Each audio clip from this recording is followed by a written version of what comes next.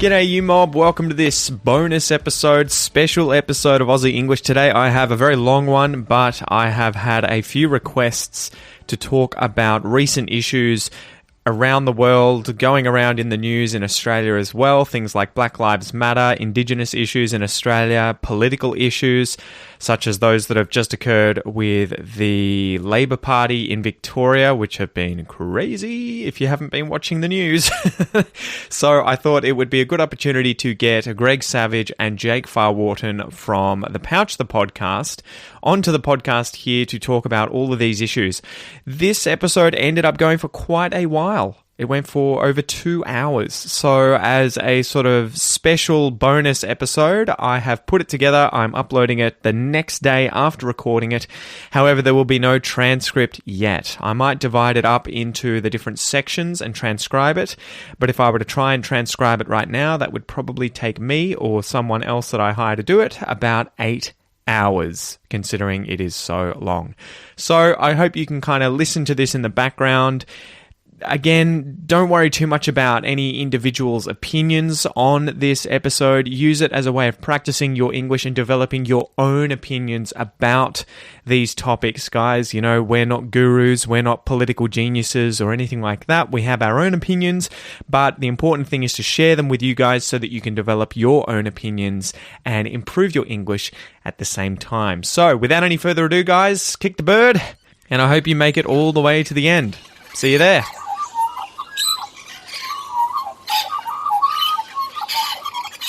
You guys are getting dragged onto my podcast to talk about all controversial things that I'm sort of not really keen to get dragged into. So I'm effectively interviewing you guys about that today in my stead. So I wanted to start with first, who is Adam Soriak and what the hell is going on with the Labor Party in Victoria? You guys must be kicking yourselves, laughing yourselves silly from New South Wales and Queensland. It's just like, look at these guys. Yeah, I mean, it's important. Sorry, you go, Greg. No. I need you to start. Because you're the knowledge. You've got all the books. I was going to say, plans, and they're fake. I've got the guy, the guy over the back. He knows all this stuff. I just ask him. Just whisper in my ear, please. Yeah. Okay. All right. So he said, yeah. Look, it's a bit crazy. So you want to talk about branch stacking? What branch stacking is? What he's been accused of? He's denied it, but essentially, branch stacking is when you effectively falsely inflate the number of people in your party. So in a local branch of your party, you falsely inflate the members in order to essentially become them. So what happened in this case is roughly a quarter of the 16,000 odd members in that party were these fake people, essentially. So they might have been people that Adam Soriak or people similar to him within his branch, within the apparatchik, that they might have gone out and said, "Hey, you want to be a member of my cool party? I'll pay for your membership. Okay. It'll be great. You'll get a cool tea towel and a flag, and you just put it up on your wall, and you will be great. But I'll vote for you. So I'll take your vote. So I'm going to pay for your membership, but I'm going to take your vote, and I'm going to use that vote in order to get someone elected into my faction of the party. So which he is on the conservative side of the Labor faction or the Labor Party." And he, through this scheme, may have been able to get a hold of a whole bunch of, a block essentially of votes through, essentially people that he was able to get pre-selected. Because in these really safe seats, the margin for pre-selection can be 50 votes. So if you've got 2,000 plus people who you've essentially, fraudulently brought into your party and will actually co-opt their vote, then you can bring in whomever you want. It seemed pretty crazy, right? Because he'd gotten caught for something similar in the past, and it had come out, and he'd been sort of turfed, I thought, and somehow he weaseled his way back into the party and ended up doing it again with all this backroom plotting. And he is one of the faceless men of the Yes. Labor Party, right? And it does seem that the Labor Party does need to figure out who the faces behind those faceless men are, because you saw Anthony Albanese, the leader of the federal Labor Party. Good old Albo. This is the Victorian branch, but you saw him come out this week and say, I couldn't pick this guy. Most of my colleagues couldn't figure out who, couldn't pick his face out of a lineup. But he sits on the national executive with Adam Somyurek. So something's wrong there. Anyway, that's the most annoying part about all of this is everyone's just like, I want to wash my hands of it. I didn't know anything. Which it makes makes more sense to say, we got an issue.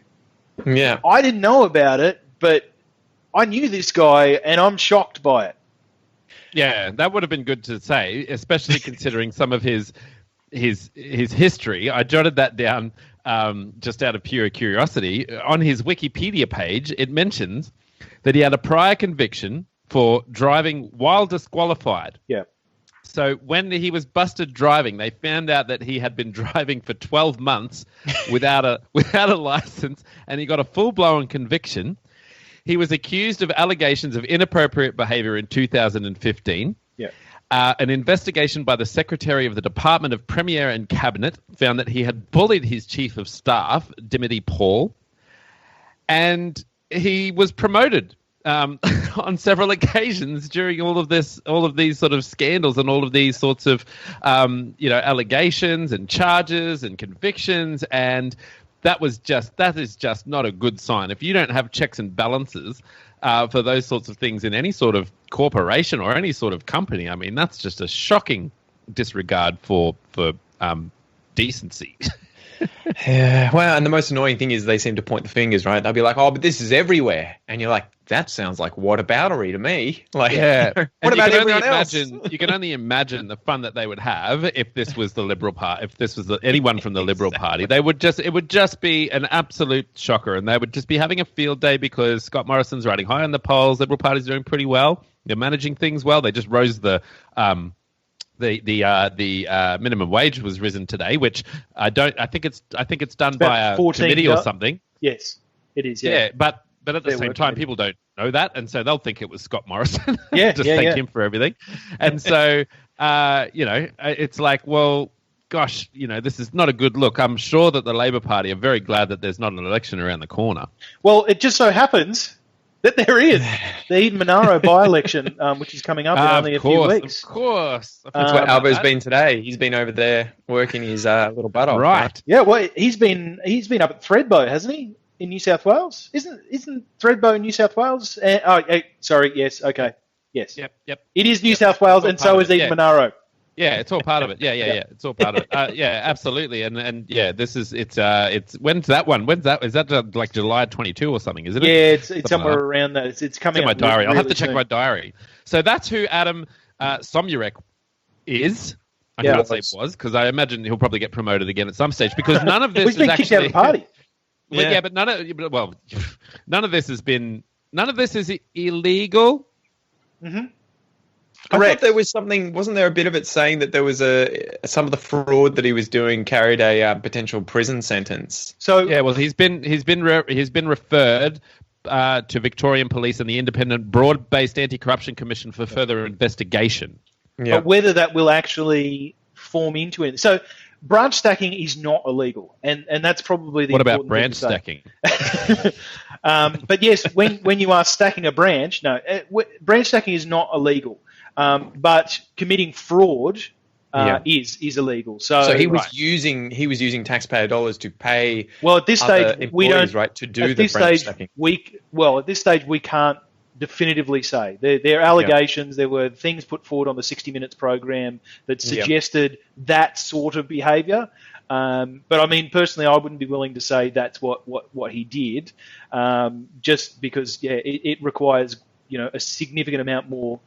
Investigation, not least of which is interviewing the police should be interviewing the public servants who were undertaking those calls. Did you know that this was for party purposes? Did you know that this was fraudulent behaviour, et cetera, et cetera?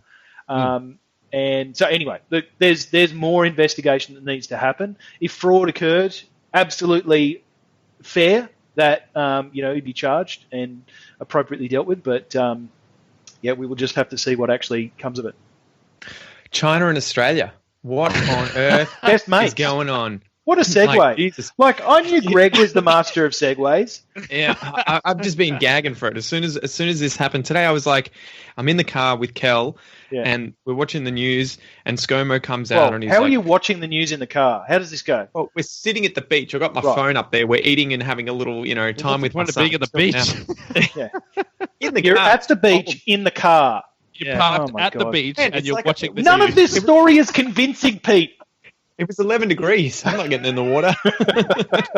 So anyway, we see that ScoMo has said that there have been ongoing cyber attacks against, what has he said here? He said it was all levels of government, industry, political organizations, education, health, essential service providers and operators of other critical infrastructure.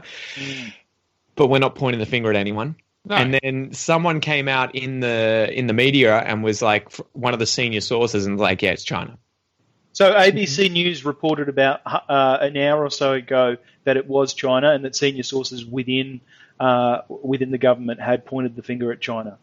And this is because there's only a handful of countries with state-sponsored cyber actors. That's the term for it. Well, there's the big three, right? So there's Russia, Iran, and then there's China. Really, I mean, not including places like America, which you would probably assume aren't going to be attacking Australia currently. Yeah, no, exactly. But yeah, so there has been that determination that it most likely came from China. Only time will tell. It's always unfortunate when you get these concurrent cases of just, we had the origins of COVID. Request for an inquest into how that occurred and how it spread. And then America raised it, Australia got on board and started leading the charge. And my dad was like, ScoMo, Jesus, why couldn't you have been the last to put your hand up? We can get on that bandwagon, but why do you need to be the first person to be like, yeah, independent investigation, and piss off our biggest trade partner?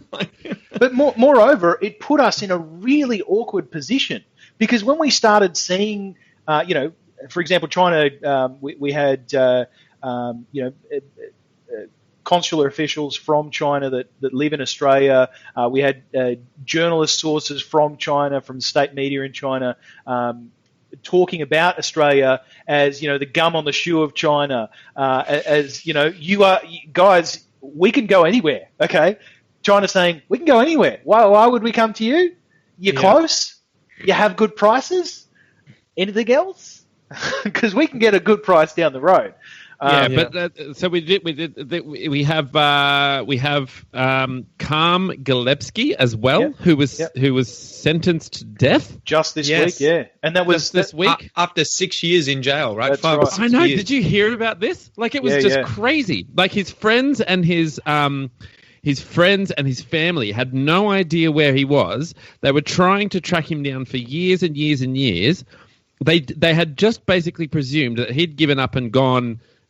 Shave his head, become a religious instructor somewhere. Exactly, right? I mean, for all we knew, it could be Clive Palmer, right? Yeah. In a fat suit. Now, Greg, you are going to get a suit for libel. The suit is the thing that's fat. Okay. No, it doesn't matter. That's just as bad. Right? Now, he could be anyone, right? Could be Ronald McDonald.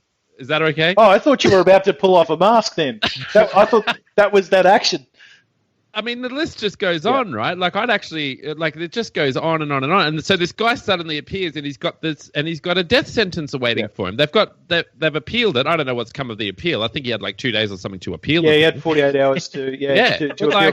But I mean, let's be clear. So he was on drug charges. He brought a bunch of a drug into China, which is a charge that it was. Yeah, it's a charge that carries the death penalty. And there was an Australian just a few years ago who was sentenced to death for the same thing, and he's since had his death commuted to a life sentence. Okay. So look, the thing is, it's not so strange for China is not necessarily susceptible to international pressure. So if Khan Gillespie is over there and he's accused of this thing, and his lawyer says, you can either go public and try for public outcry, or you can't and you'll get the same result. Why wouldn't you act to just keep the situation on the down low? So I understand a little bit of that. It's just the timing of things. You're absolutely right, Greg. It's all of these things coming through at the same time. Even this week there was discussion around whether iron ore imports into China from Australia are going to be affected as well. And there was speculation based on that, which affected the iron ore price.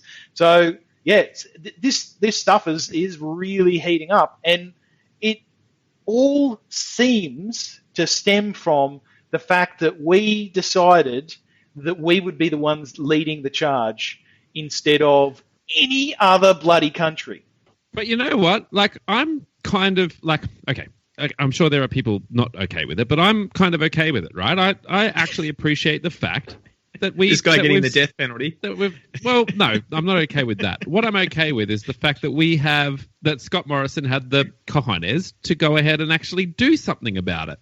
Like he's brought it to the conversation. Like, he's sort of like, it's almost as if he's just done the right thing. Even though it was difficult, even though it was a challenge, he's done the right thing. And China's not mentioned in the report, by the way, in the proposal for the investigation. Yes. So, but I suppose they were shamed along the way.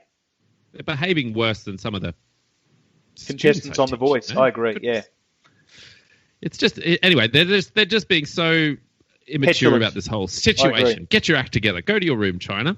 Yeah. I don't know. It just seems so, like, from the outside looking in, I've got no opinion. I've just got no knowledge about where to go from here. What diplomatic situation will occur with Australia and China. But I do know what's happening from a news perspective and from a person who doesn't deal with trade very often. To be frank, I like some of the options that maybe there's the UK trade deal that was announced today. Is that sort of opening the doors to some other options? Well, that's just the announcement that we are looking to have a free trade deal with the UK, and that was coming anyway because the UK left the EU in January, I think it was. So we are essentially, Australia is renegotiating all of the terms that we previously had with the UK under the EU agreement. We're now negotiating directly with the UK. Okay. Could it make up for the stuff that we stand to lose from China? No. They're 1.34 billion. Yeah, we're China's 1.34 billion, and the UK is about 200 million. So sure, we can probably pick up some trade from the UK. Tim Tams, I think Boris Johnson highlighted, Tim Tams and Vegemite, and we get in return Marmite and penguins. Yeah. It's like, keep it. Controversial. It's controversial. Yeah. It's called free trade, Greg, not fair trade. It is scary. I think, and there's a couple of other little stories which have crept up as well. There's the story of Drew Pavlo. Is it? I don't want to get his name wrong. Yep. He's a member of the University of Queensland. And he was elected to their Senate, and essentially he started to protest being pro-Hong Kong and democratic Hong Kong rights. And they've come down on him like a ton of bricks. I mean, according to Drew, anyway, they've come down on him like a ton of bricks. Apparently, there's a lot of investors for the University of Queensland, and they have just annihilated him. They've stripped him of his position. They've charged him with all these things. He's got a high-profile, I forget his name. He's got a high-profile lawyer working for him, like a human rights lawyer working for him. He's really had to fight for his position. He's fighting for being dismissed unlawfully. Also fighting for his right to party. Yeah, absolutely. I mean, that's the biggest thing out of all of this.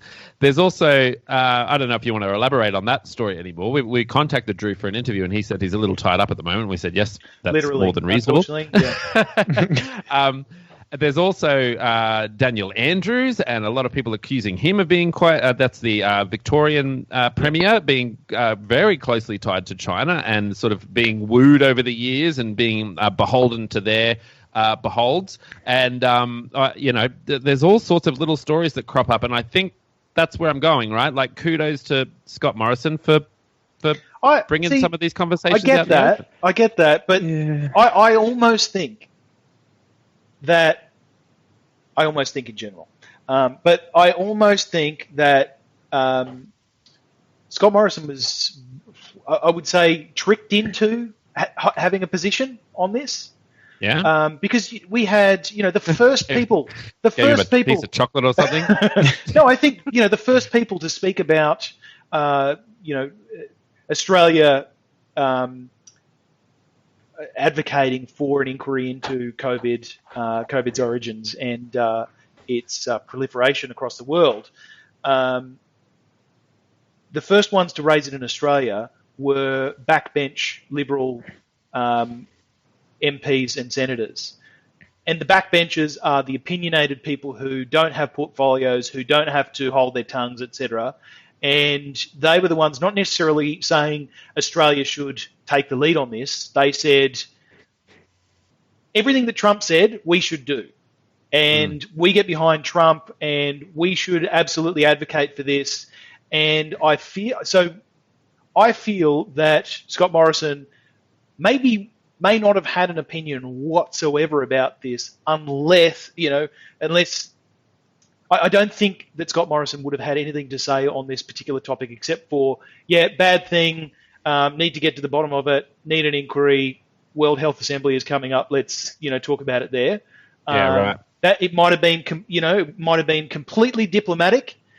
I just feel as though he was pushed to have a position on it because his backbenchers, spoke, I wouldn't say necessarily out of turn, but spoke out of turn, essentially.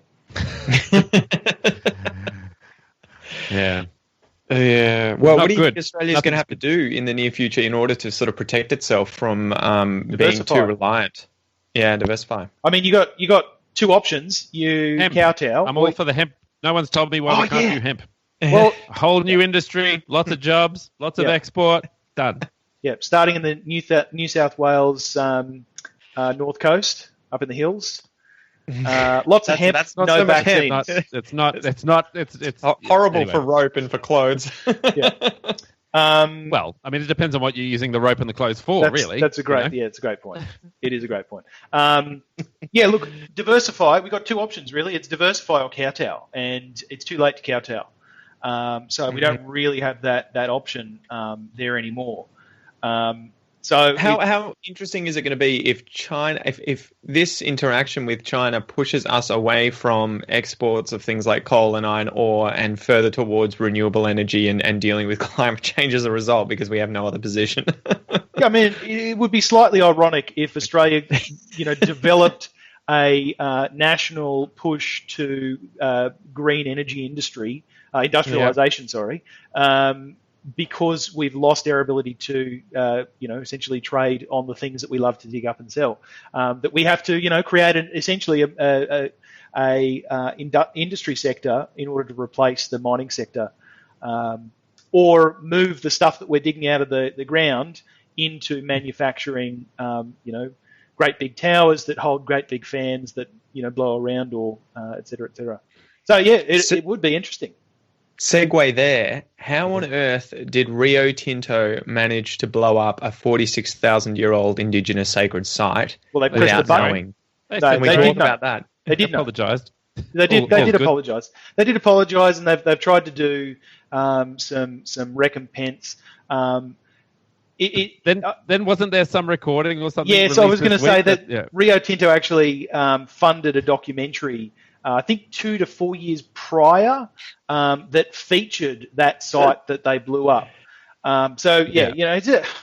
It's I mean, it's a mining company doing what mining companies do, which is they dig up the ground so that they can get to the stuff underneath. And it just so happened that somebody, went and put a sacred site right where there was a really valuable, 46,000-year-old right where there was a valuable, piece of iron ore. So it's bad, and there's a whole range of these,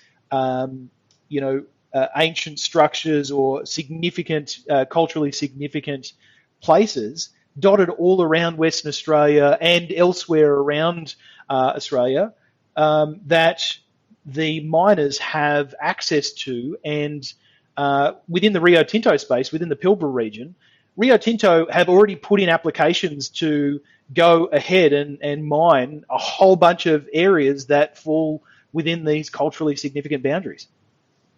Yeah, and it says here that in response, Mr. Salisbury went through the events leading up to the gorge blast and said that was why Rio Tinto hasn't, quote, apologized for the event itself per se, but apologized for the distress the event caused.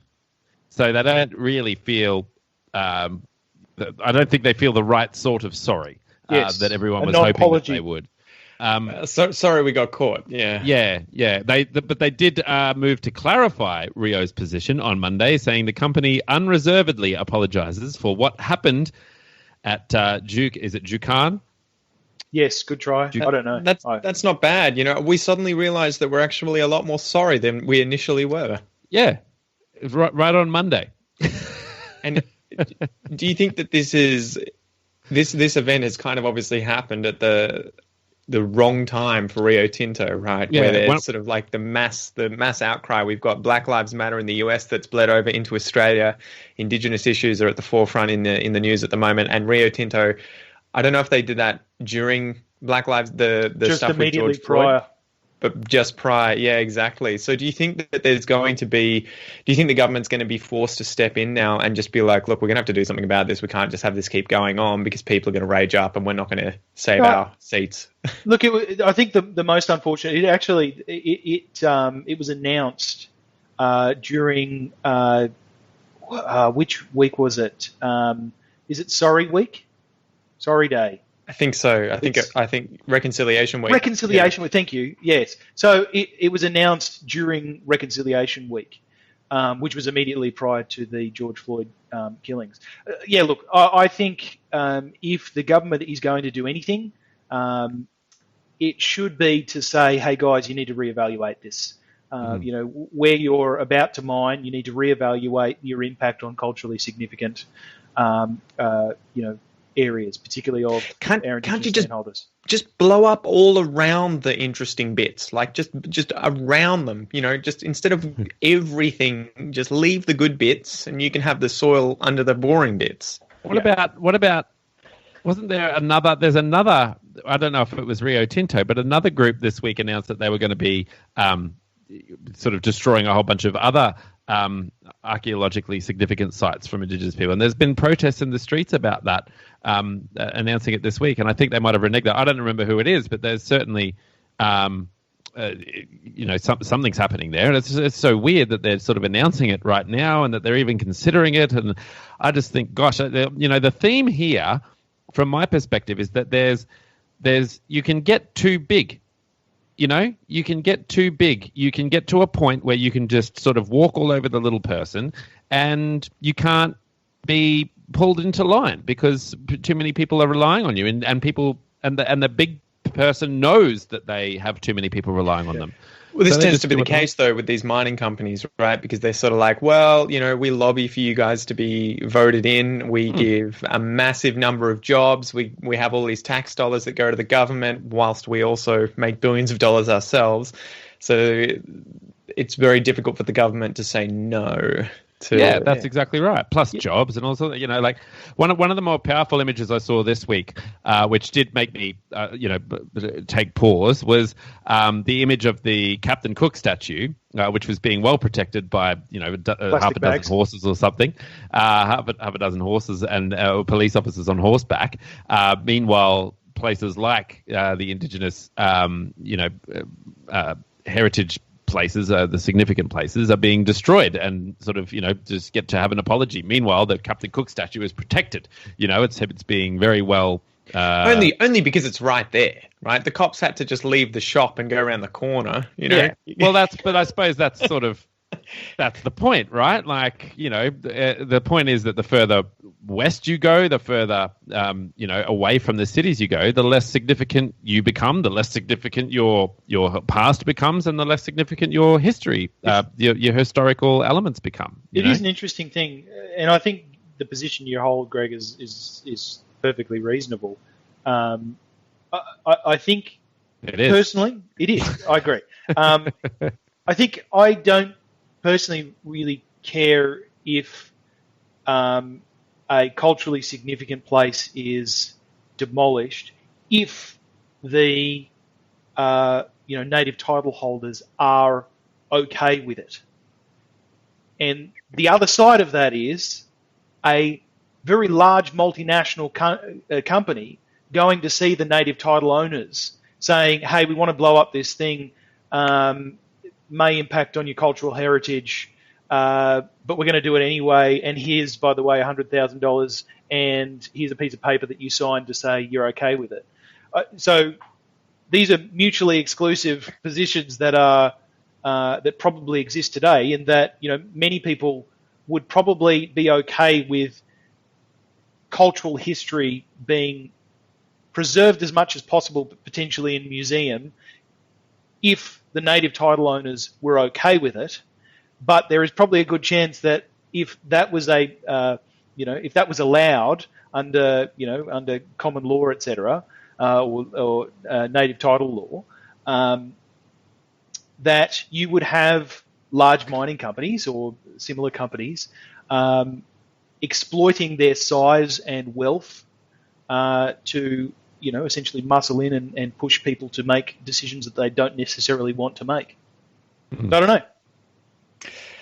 There is a lot of stuff there that I want to ask you about, but I thought maybe we can start with BLM and then get towards the Indigenous stuff in Australia and what's been going on. Do you want to sort of give a quick recap of what's happened? I had a lot of people ask me, Pete, do a podcast on Black Lives Matter, and I was thinking, do you want me to never podcast again? Like, I'm gonna be like ruined if I talk about this topic, not being someone who is of African American descent. But yeah. I thought I would throw you two under the bus instead. So, can you give us a recap and your views on the Black Lives Matter movement in the US? I'll specifically on the US. Well, we can talk about after you sort of give a review. We can talk about it bleeding into Australia and the Indigenous issues here. Mine's pretty simple. Look, I mean, it's if you look at statistics, if you look at the what's happening with black people in America, it's pretty obvious that why people are angry, and I think you need to be angry about those sorts of things if that's how you feel. But what's not good is rioting or spray painting your things over police departments and declaring Chaz. It's my new favorite thing. Can you tell us what that stands for, by the way, and what it is? Chaz? Yes, it is the what was Chaz? It was the something. What is it? Zone. It is the Chaz stands for. Come on. It's something. Autonomous zone. Yeah, the autonomous zone. What is it? Inside Chaz, Seattle's little autonomous zone. The Capitol Hill organised protest, that's CHOP, and then you've got Capitol Hill Autonomous Zone. That's it, the Capitol Hill Autonomous Zone. They have basically set up a zone where they basically said we don't want police here. We want to be able to the money needs to be diverted to more welfare programs, and that's what we want. Now the police in Seattle decided that was maybe not reasonable, but they decided to back down so that there was significant less risk of violence and aggression occurring. So kudos to them for backing down. These people have set up this autonomous zone, and I've read on the internet about the things that they've requested involve things like, vegan, produce and all sorts of things they need. Yeah, all that sort of stuff, right? So, I mean, look, there's a fair bit of belief that it's really not going to go anywhere similar to the sort of the Occupy Wall Street movement, that sort of thing. Who knows? Maybe they'll actually get some change. I know that there's some changes to the to policies and things that are happening in the United States. They seem a little bit tokenistic, but at least it's change. Even Trump said something, right, where he's trying to bring in something where if police have to deal with homeless or people with mental health issues, they have to have social workers there with them. I think he's wanting to give them more training as well. Yeah, well, which I is haven't wholly appropriate. Well, I mean, look, this is the thing. They're not really demanding. I mean, some of them are demanding pretty insane things, but a lot of them aren't demanding insane things. And a lot of people are just demanding, similar to what we were talking about before, this idea that there's people in corporations who are just too big, they have too much power, they get away with too many things, and they just eat the little people. And that's going to create anger. I don't think that something like Chaz or rioting. I mean, look, even this situation that happened at Wendy's the other day, and then all of a sudden the rioters are burning down the Wendy's. Like, don't burn down the Wendy's, Like, we understand that you're angry, and you should be angry, and you should be out there in the streets, and you should be protesting in a very legitimate way. But if you're trying to, and ultimately you are trying to win a political argument, you're trying to win over hearts and minds for your case.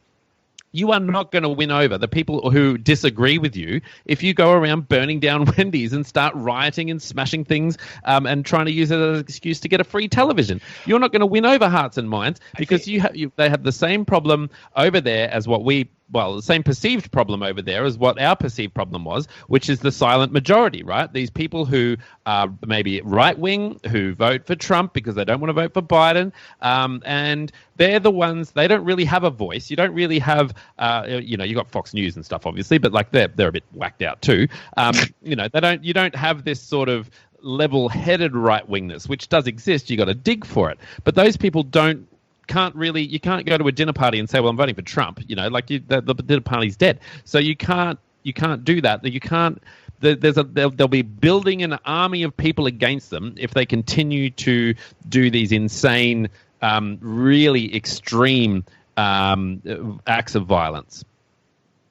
Well, that's the biggest problem, right? So you've got Black Lives Matter, which is a movement from my understanding that's come forward after there have been a series of violent killings by police of black people in America, and they just want justice. They're trying to reduce the amount of violence from police brutality, and they're fighting for equality and equity for the African American population. The issue is that at least at the moment, it's being hijacked by a lot of other groups, like, I think even Antifa is reported of getting involved and trying to spread a bit of violence. There's groups that are obviously like, well, there's lots of people on the street, so now we can go and riot and we'll just hide under the guise of being part of the protest. Sure. And so, the problem is that they don't really have strong leadership in terms of the movement Black Lives Matter, right? It's kind of a snake with many heads. Well, so many things to unpack there.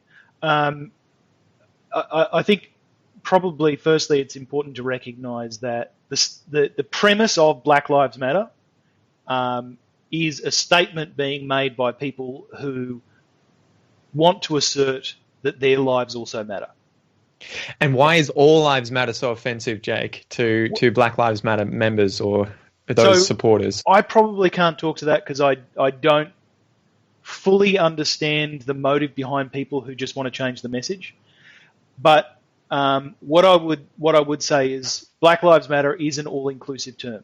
It's not saying all lives don't matter and only Black lives matter. It's not saying that Black Lives Matter to the exclusion of all other lives. It's saying Black Lives Matter and we don't all start from the same position of privilege. So let's state it for the record once and for all, Black Lives Matter. Okay. Now let's do something about the fact that Black lives do matter, and let's try to bring us all up to that same level playing field.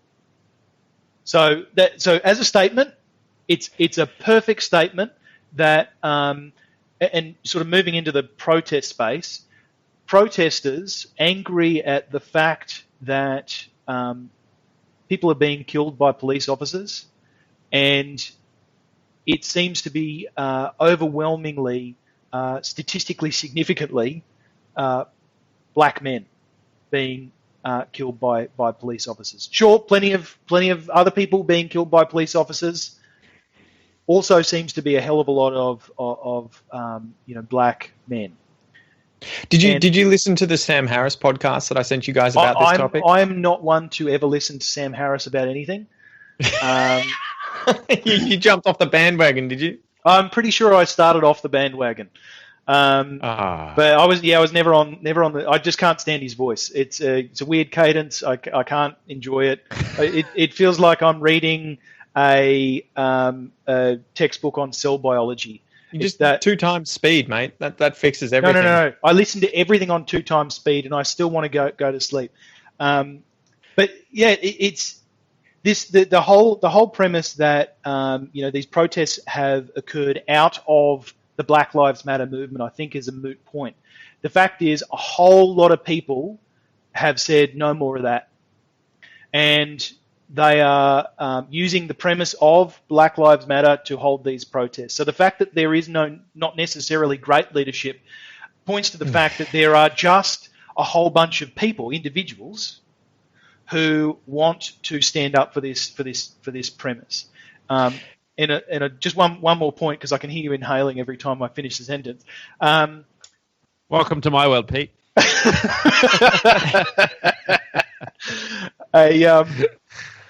A protest is a protest until it's no longer a protest. So, totally in support of people, protesting pick your topic.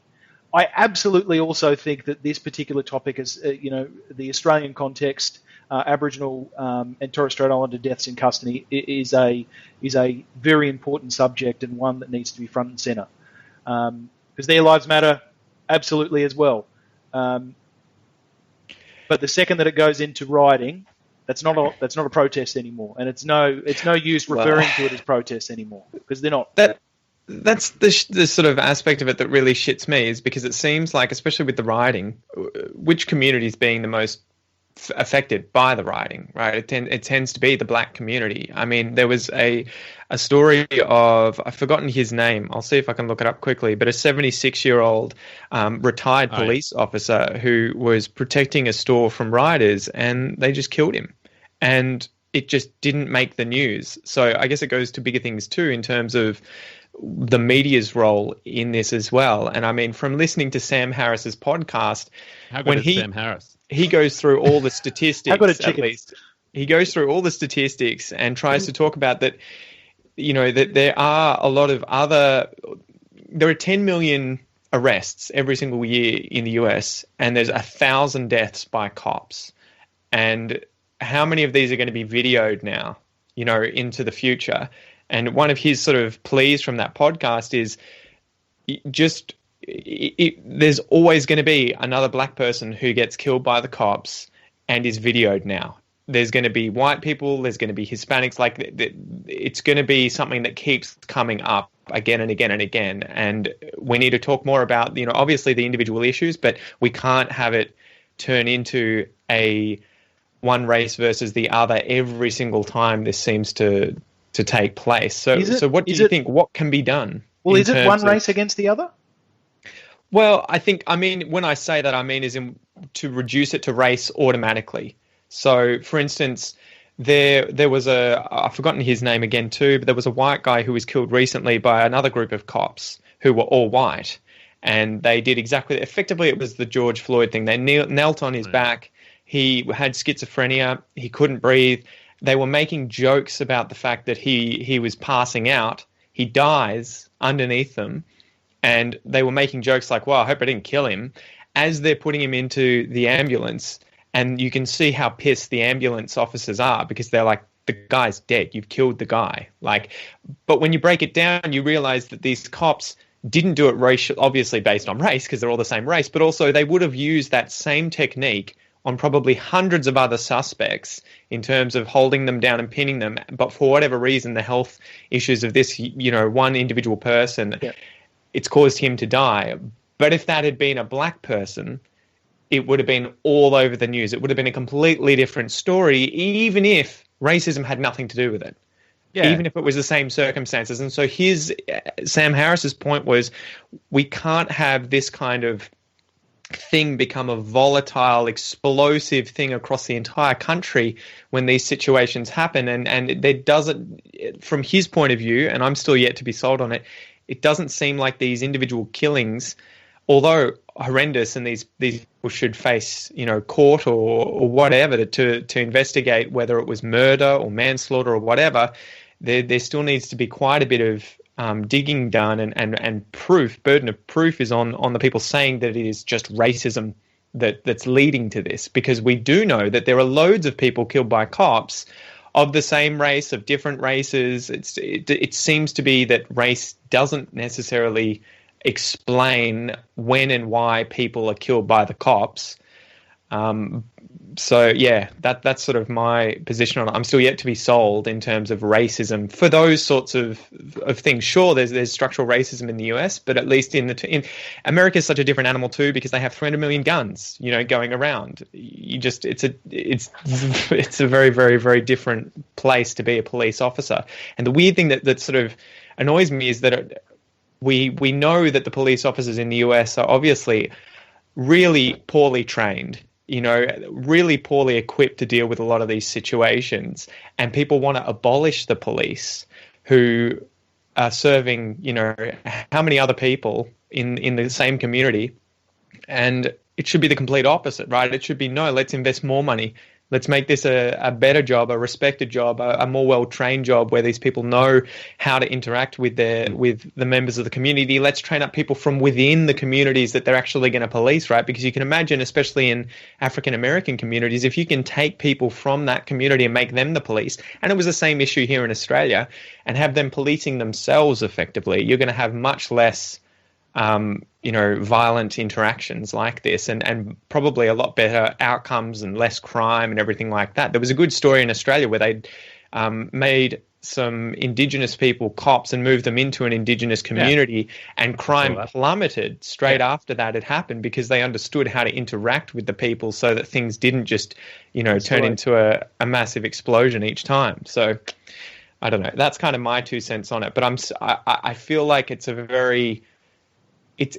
it's not helpful to just say a white cop or a group of cops, because the other guys with George Floyd weren't white, so there were some Hispanics there as well. It feels like a blunt instrument to just say the reason that guy died was racism. And it's like, there's so many other explanations. The cop could have been a moron. He could have been power hungry. He could have just been violent. He could have been racist. Could have been all of those things. Exactly. Could be a mix of all of them. But I don't like the jump straight to, it's definitely racist. All cops are racist. Kill cops. Abolish the cops across the entire country. And then that comes to Australia, and it's like, we need to also get rid of cops. All cops are racist. It's like, whoa. Wind it back. Let's investigate it a bit more. Yeah, I really think you've hit a few nails on the head there. I really think that the idea of, on the one hand, the protests could have gone like very much, the protests sort of, like you said, a snake with many heads, right? Not that I think they're snakes, but it's a good metaphor.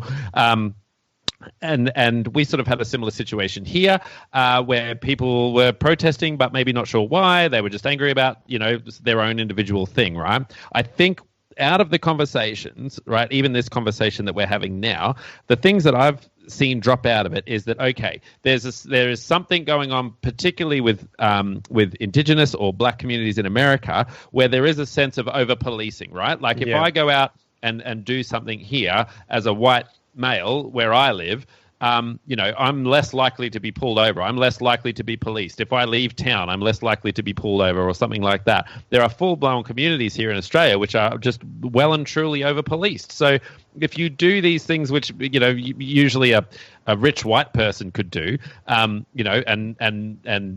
maybe have a police officer go, oh, that's a bit naughty, you go the other way. If you're an Indigenous Australian in a particular environment, right? Like there is this sense of over-policing. So something about the culture needs to change. Not the Indigenous culture. Something about the policing culture needs to change. Something about the way that police interact with the community. So beautiful stories about people interacting with the community and winning those hearts and minds. The way that they approach people when they are arrested. I know that I think it was Australia we banned chokeholds, and I was like, that seems like a pretty good idea. As a method for dealing with people. Surely there's other options. For me, on that point, as someone who does jiu-jitsu, my advice would be learn how to use the chokeholds correctly. Like, it should be more that they should be trained properly. If you're holding someone in a choke for 8 minutes, you fucked up. Yeah, you've done something wrong. But, look, I suppose other... Greg. I just want to point out we probably also need to give training to the public on when to tap out as well. That's implicit in your description there. Sorry, Greg. No, I think that was quite a comical point. Putting the onus back on. As a sort of point there that Sam Harris was talking about in his podcast, and I won't put it in his tone, but he was saying we need to also respect that you need to be prepared for how to interact with police. Yeah. Whether you're right, whether you're wrong, the time to complain to a police officer is not while he's trying to arrest you. It's after the fact, when you're at the police station, then you can go to town telling him you're going to take his job, everything like that. But even if you're innocent and he's in the middle of trying to arrest you and you resist and say, no, F you, I'm innocent, you're not taking me down. It's kind of like he's got deadly force. He has deadly force that he can use, even if he's turns out to be wrong, and he may use that on you. But I guess the question is, who has to have that conversation? Like I don't have to have that conversation. You know what I mean? I think plenty of people do. I think that's beyond race. I'm sure there are plenty of you couldn't say that resisting arrest is a racial thing. I think there are plenty of people who resist arrest. Whatever your race is, don't resist arrest. You need to have that. You need to complain later. Don't complain at the moment. Obviously, there is issues of institutionalized racism where people are going to think that they're being unfairly targeted, which may be the case, but the time to work that out is later, not in the moment. Because how often are you going to convince a cop, by complaining or saying, actually I'm innocent, and he'll be like, you know what, I changed my mind, you can go.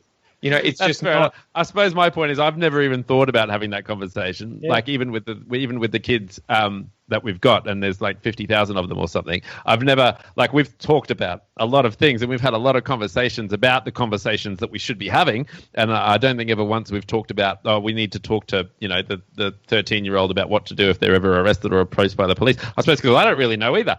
Like I've had some horrific interactions with the police, but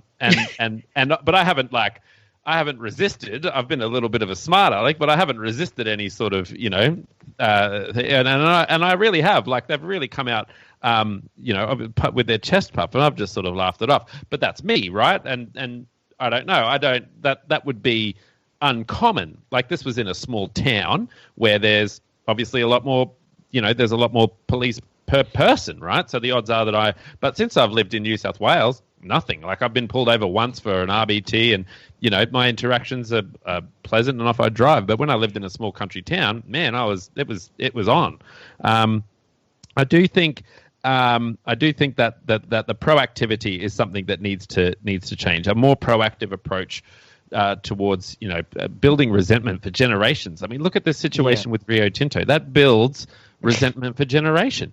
It really does. You don't get to say sorry about that on. You don't get to say sorry about that on Wednesday, found out that you're not sorry about it on Monday, and then re-apologize, and all is well in the world. Like you don't get to do any of that, and all of these things have consequences. It's never ending.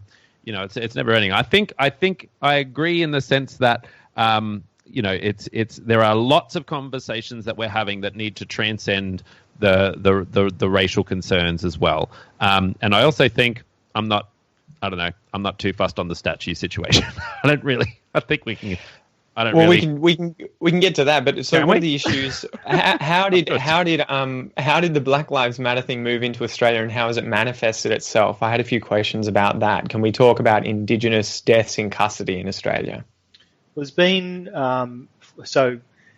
30 years ago, Australia held an inquest, a royal inquest into. A royal commission, into Aboriginal deaths in custody, and we're all going to pretend that Gregg's still there and not just hanging out in the dark. And His camera's turned off, guys, just for reference. and out of that, there were a whole series of recommendations, of which I think less than a third were actually implemented. Now, since then, the Guardian Australia have been keeping track of Aboriginal deaths in custody. That is, people of Aboriginal and Torres Strait Islander descent who die or are killed or commit suicide while in custody or while in jail. And that number, I believe it has increased recently, but the most recent number that I'm aware of is 432. Yeah. That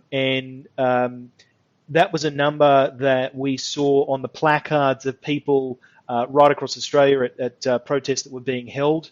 They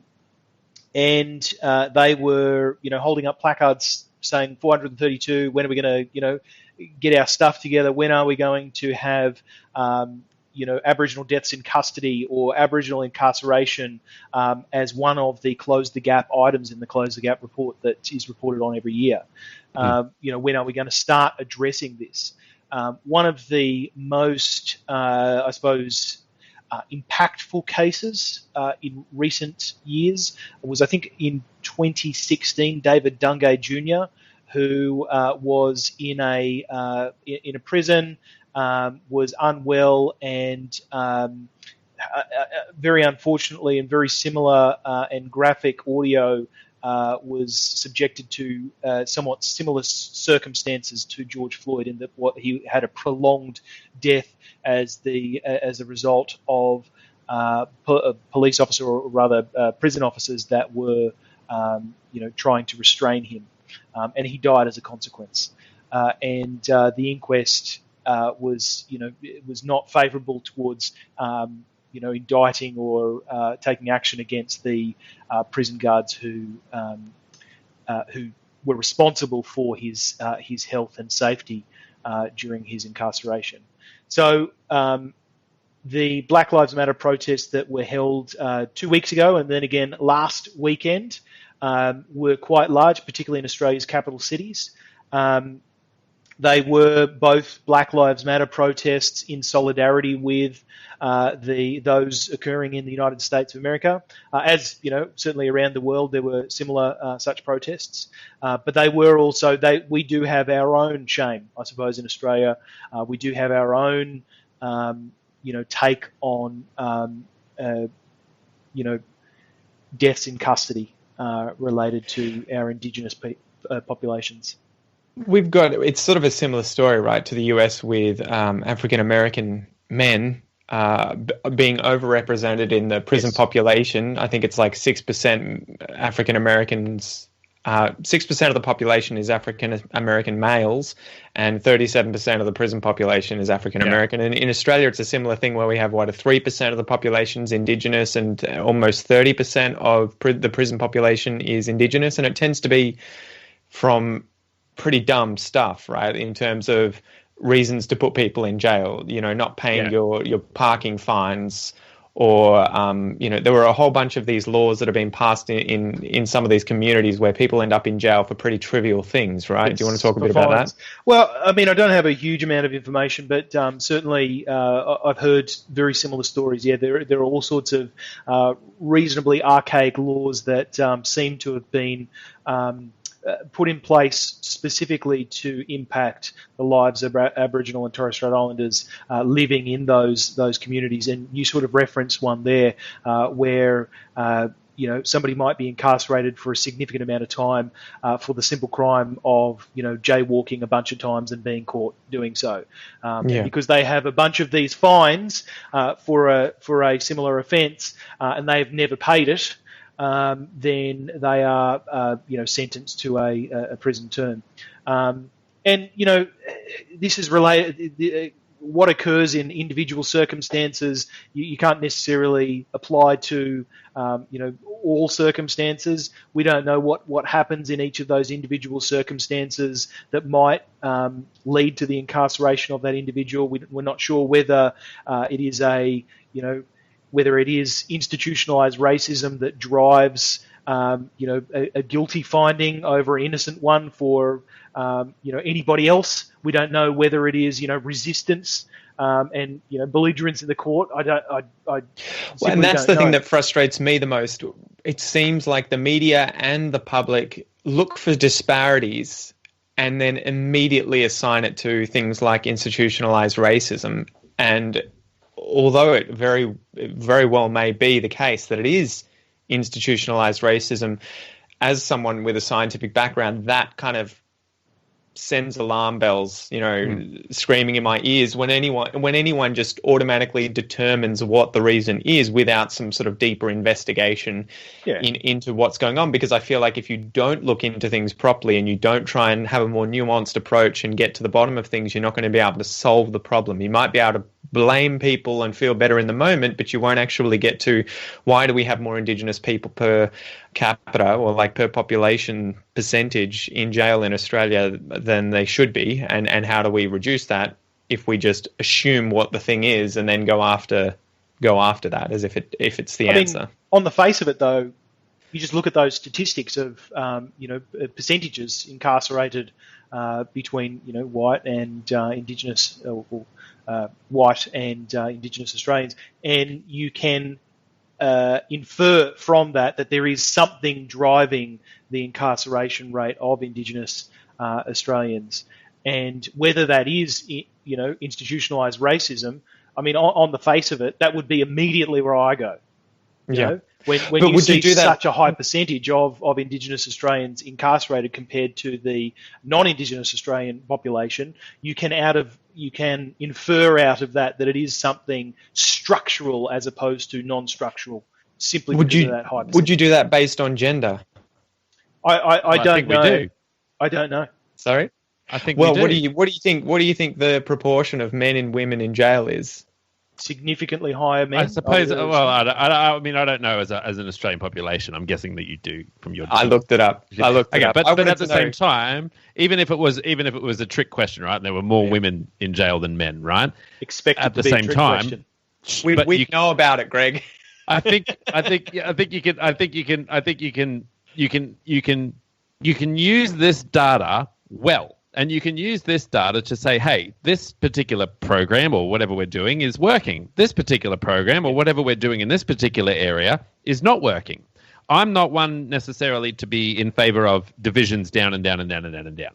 But data's data, and we can do that, I suppose, to some extent with this sort of data. And I think it can be beneficial. I think it can pinpoint where things aren't going right. And we've made changes in the past based on that particular data. I wanted to go back just quickly to your point about jumping to conclusions. I think on the podcast, and this is an opinion I'm comfortable with. We had an Indigenous boy who was targeted by a police officer, and he slipped his legs out from underneath him, and he went down onto the ground. Now, everyone was sort of disgruntled by this, and I think you should be, right? You should be asking questions, but the point is, it doesn't matter what you think about whether or not this police officer needs to be in jail. Or whether or not he did the right thing. It doesn't matter, in the sense that you should have an opinion and you should express that freely with your friends, and you should be able to say it on a podcast, and you should be able to say it whatever.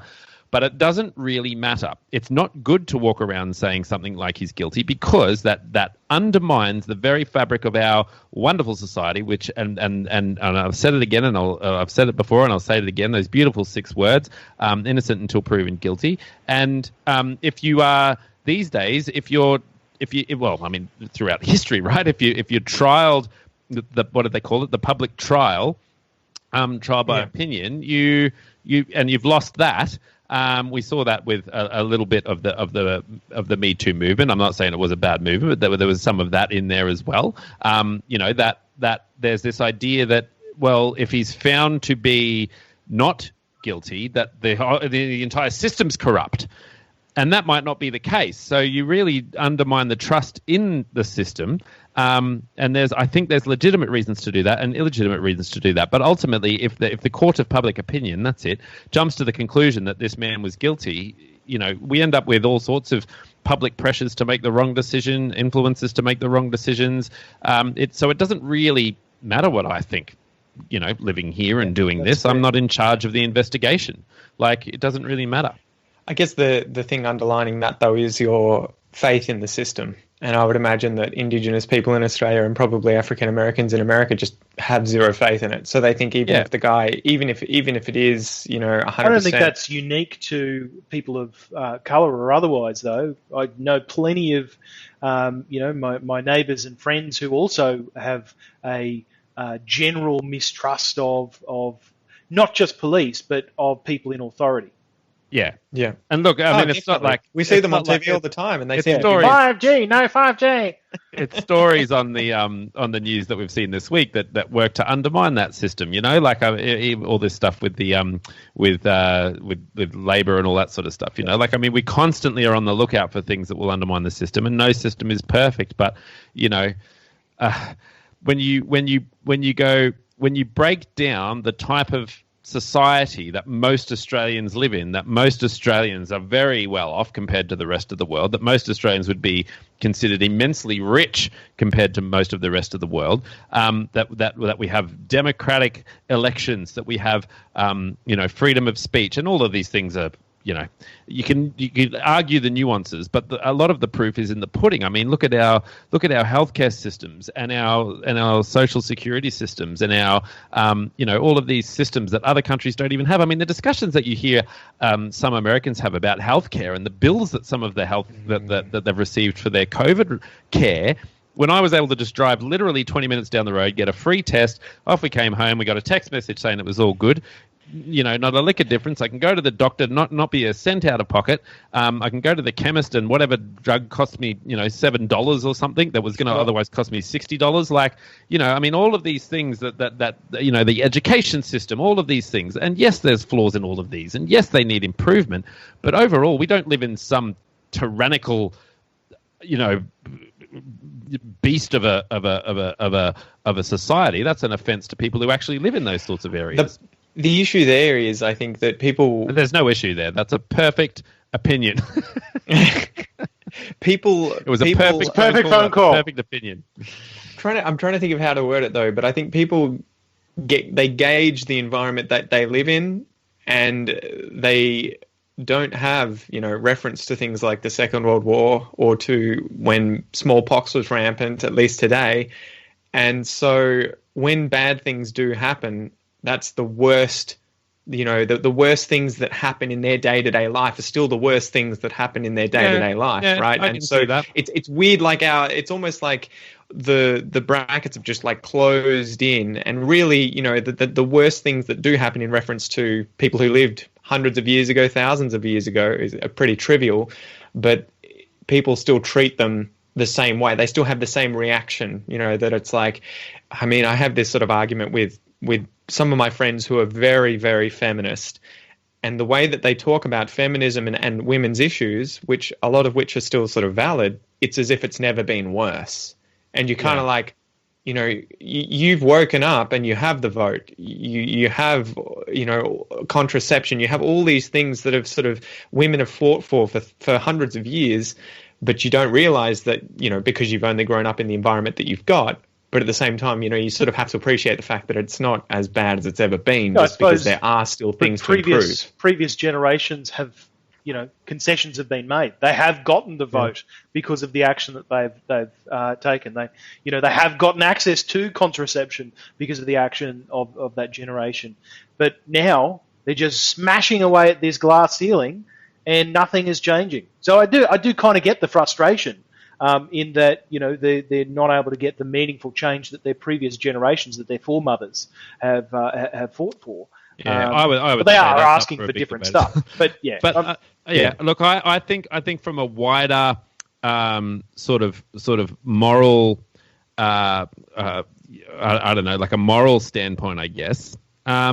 It's that there needs to be some sort of cutoff. I think, I guess I worry about I worry about some sort of backlash for being proud about some things. Like I worry if I say, we've got, if I list off these things, like we've got fantastic healthcare, we've got a fantastic education system, we've got all this sort of stuff, that I'm not allowed to feel proud about that because there's others people who don't have that. And I don't know, is that right? Should I be like, well, that's great, but I'm not, I'm not satisfied with all of that because I need to keep... This seems to be a deep issue, right, with Western culture today, because it's like, again, we're focusing on all the negative sides which exist and need to be dealt with, but we completely forget all of the positive stuff that we have to offer the world, to offer ourselves, that we've, it seems like, again, we sort of just shame ourselves constantly and castigate ourselves constantly for our failures or for the things that we need to fix, but we don't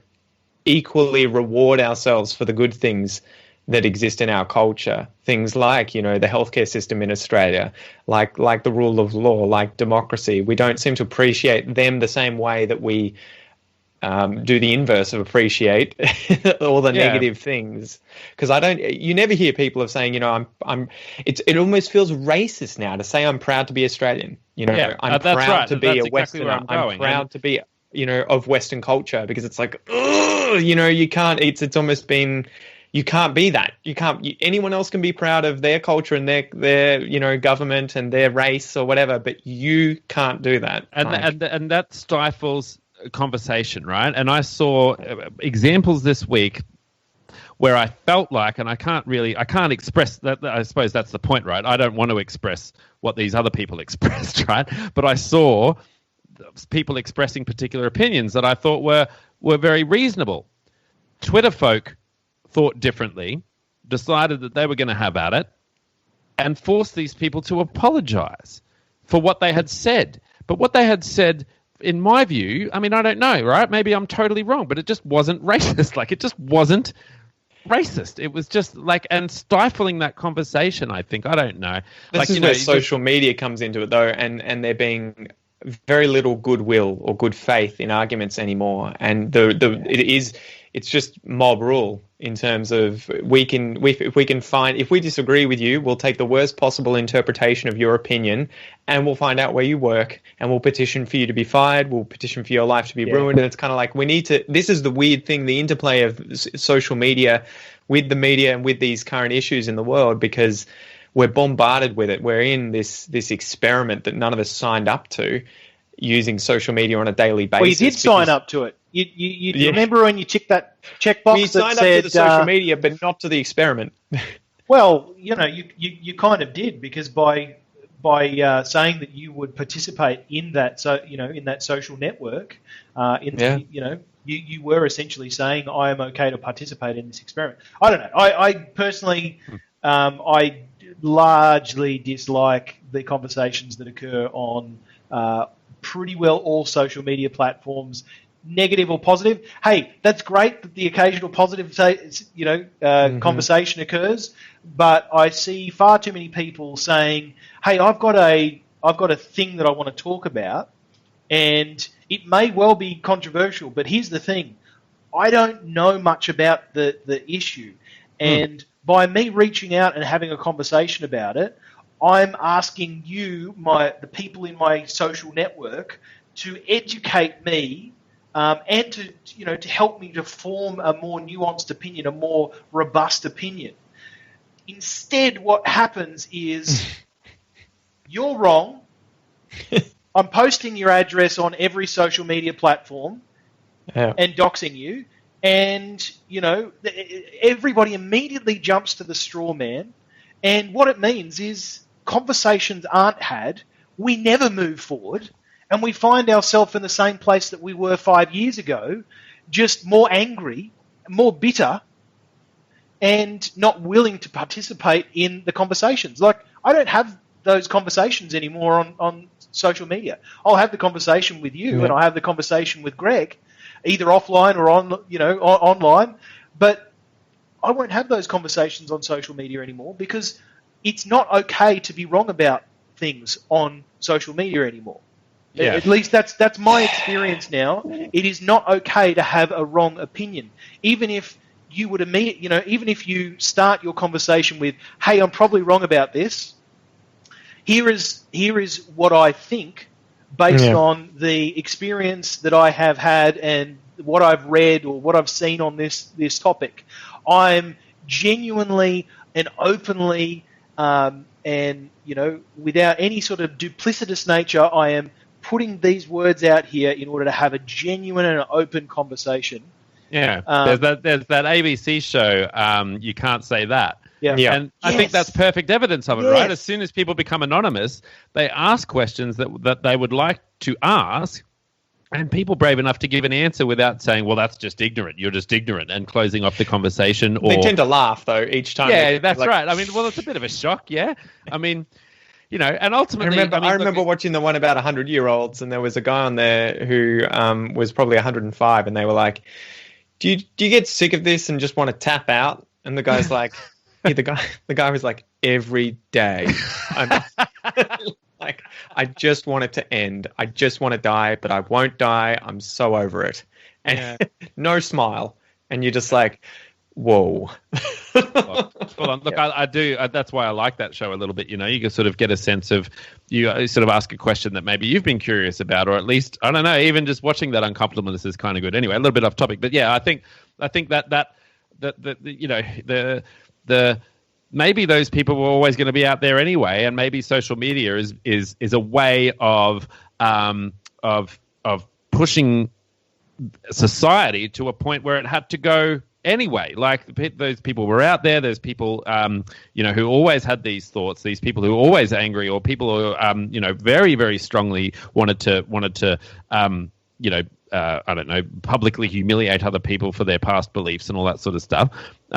And this has given them that opportunity, and maybe it's something that we need to, it's like a cathartic situation or something that we're going through. And maybe one day we'll reach It's weird though, because it's mob. It becomes mob rule very quickly, I feel like. It's sort of... I think any individual person, the same as trolls, wouldn't act that way in a face-to-face kind of interaction with the majority of people. But once you get behind I'm sure, but the average person, I think, it's funny. The other day, and we can get into this as a segue, I was on... No, your ABC. segues are awful. I'm trying to improve them. Jesus, give me a chance. So I'm on ABC Indigenous's page, and they posted something about needing to get rid of Captain Cook and Lachlan Macquarie's statues because they were incredibly racist people. And I simply said, all right, I've done a bit of reading. I have a bit of an idea about both of these guys, but I don't have the view that they are like inherently evil, racist dudes. Can you give me some examples? I would like to have an open discussion. If you could point me in the direction of, evidence where these guys were inherently, let's get to Australia and just massacre everyone because, we're so much better than everyone else. And immediately it just descended into Captain Cook was effectively Hitler of the 1700s. Yeah. A lot of people have said that. Whoa. Well, we will grow up, and we will grow up. My kids will grow up in a world where these deep fakes are common practice. So, where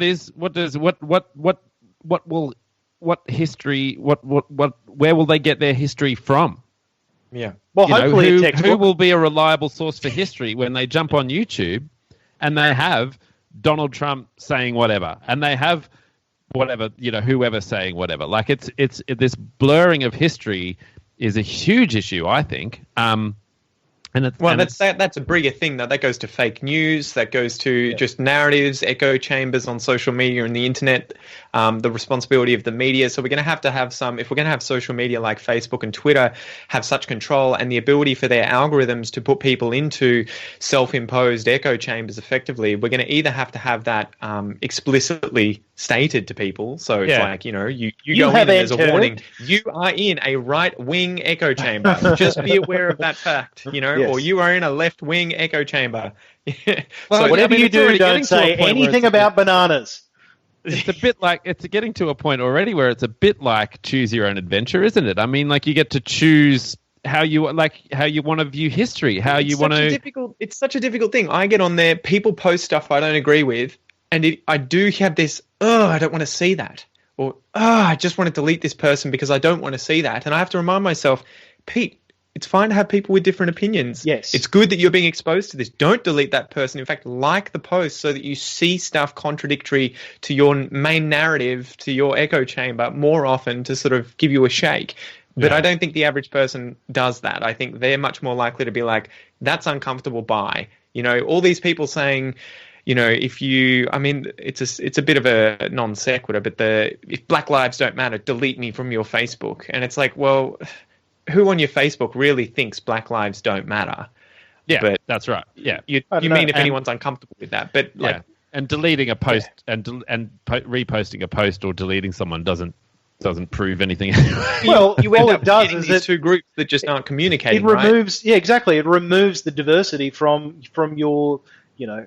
And I'm not going to pretend that Facebook is filled with actual people in your actual friendship circle, but it does remove diversity from, the groups of people that at one point in your life you have considered them close enough within your friendship circle to approve them as a friend or as a follower on whatever social media platform. Because I mean, to your point, Pete, and to slightly. Hang on. Let me go back a few pages in my notes. Yeah. to slightly contradict what I said earlier, in that I no longer engage, particularly on social media. Yeah.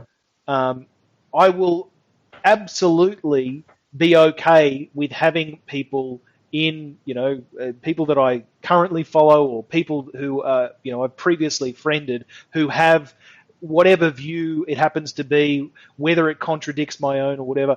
I'm perfectly okay with seeing that post, because it is we live in a multicultural society. We live in a society that is filled with a diversity of opinions and a diversity of moral worldviews and just worldviews in general. And that's okay for other people to hold other opinions.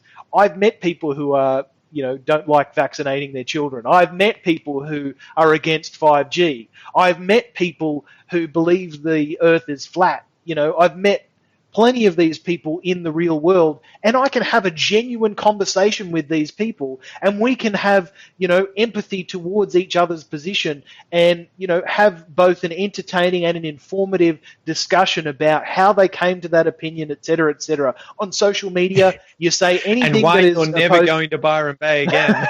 Yeah, well, I might go there but I'll make sure that I'm vaccinated before I go there. But yeah, I find myself in the position where I cannot say anything against whatever somebody has said on social media, because you immediately are smashed because you hold an opposite opinion, which is just so unfortunate. Yeah, well, it is. It's what it's become. I get it, but it's unfortunate. But also, one thing I admire about Australia as well is that we have not descended into. I mean, the divide between left and right in America is so tangible. You can basically just walk across it, right? Well, when you see the graphs, right, of the split, it used to be they were pretty overlapping as bell curves, and nowadays, in the last, I think it's only like 20 years or something, they have significantly shifted apart, right? There is a deep hate for the other side. There is a deep, deep hate for the other side, and that's really sad to watch, and it manifests itself obviously with what we're seeing over there. It's just, I'm so proud that we didn't end up like that when we were having our protests. Not that I should have ever thought that maybe it was going to, but I was a bit worried there, particularly with the fact that they were banned. Some of the protests in some of the states were banned due to coronavirus. They were, to be frank, they were banned because the people organising the protest didn't submit a proper application to have the protest, whereas the week before they had submitted a proper plan to host the protest and they were approved, which kudos to judges and kudos to the government for doing that. My opinion, this is what I'm talking about, right? My opinion was they should not have been protesting during a pandemic, right? That was my opinion, but I had to have some trust in the system when they made a decision that was against my own point of view. And I was actually really impressed with the people who were protesting, especially in Victoria, I think. I don't know what it was like elsewhere, but in Victoria, the ones that I saw, they were actually trying to practice social distancing. Yeah. Yes. They were wearing masks. They were sanitizing their hands, doing everything like that to so even in a pandemic where they are protesting something that is very important, they are still, cognizant of the fact that we're, But in a my pandemic. question is, if 20, 30, one person died, was it worth it? Yeah. If you killed one person because, or if one of your family members got sick and died, was that worth going out to protest? And I think people actually weighed that up and decided that it was, that there was an actual, almost like a quantifiable figure that they were willing to put on it. Now we're seeing some of the, I think, I'm not even going to say it, but I know that there's some rise in numbers in Victoria. I don't know how much of that is linked to the protest, probably none. Now that there's been 3 people that have been to the protests. I'm not sure if that's just Victoria or if that's all across Australia, but I think that they got them. They haven't shown that they got them at the protest. Oh yeah, they were sort of So, but I mean, look, it was a risk, right? Yeah. It's a calculated risk. Was it worth it? And we do this all the time in society. We always calculate risk, and we always are willing to sacrifice some lives for a greater good. It's just how it goes. I mean, I heard a great example of someone who was on the drum the other week, and they talked about the risk involved in drink driving. We have a 0.05 limit. Yeah. Now that's going to cost some lives, that 0.05 limit. If it was just a blanket 0, less people would die, right? I think the issue though is that the people who drink drive tend to not really give a shit about the limit. Well, I don't know. Take a risk. I suppose it's just an illustrative point in the fact that they can almost quantify how many lives that's going to cost per year, yet they still allow it to happen. So it's not as if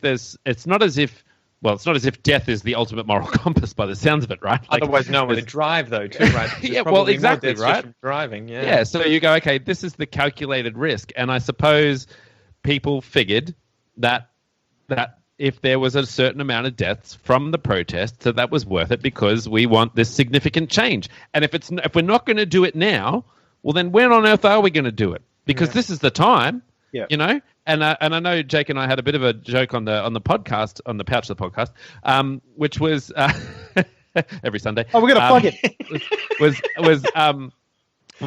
was Scott Morrison saying, look, we were creative about how we commemorated Anzac Day.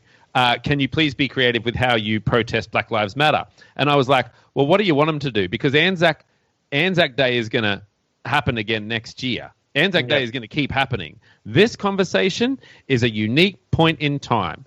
And what do you want them to do? Do you want them to go out and stand on their driveways? Well, that's going to get a lot of media attention, isn't it? It was novel and it was cool when we did it in solidarity as part of commemorating Anzac Day. Not novel and cool if you're actually protesting against a systemic racism or an entire police culture that you want changed. That's not going to happen. So I could. Yeah, I mean, it's honestly, it's one of those things where I can just see both sides, which is the exact reason that we do the Pouch the podcast every Sunday, because I want that opportunity to have that discussion. That's sort of how I feel like that. I sort of feel like that's my contribution, right? Because I didn't want to go out there and protest because of coronavirus, and I didn't want to not do it because of coronavirus, and I didn't want to think, well, weigh up those options. This is sort of my contribution, is the discussion, is the conversation, is a white, I don't even know if I'm middle class man going through the motions, I guess. That's it. Yeah. And that's the end of the podcast. There's been a few weird things going on, right, in terms of these protests leading to, because it is, I'm trying to think of how to word this as well as I can, but the Black Lives Matter thing and the Indigenous issues here in Australia are very important issues, but then it bleeds out into let's remove statues, let's rename Victoria and Queensland, let's remove TV shows that have ever had blackface in them or have mentioned any slurs.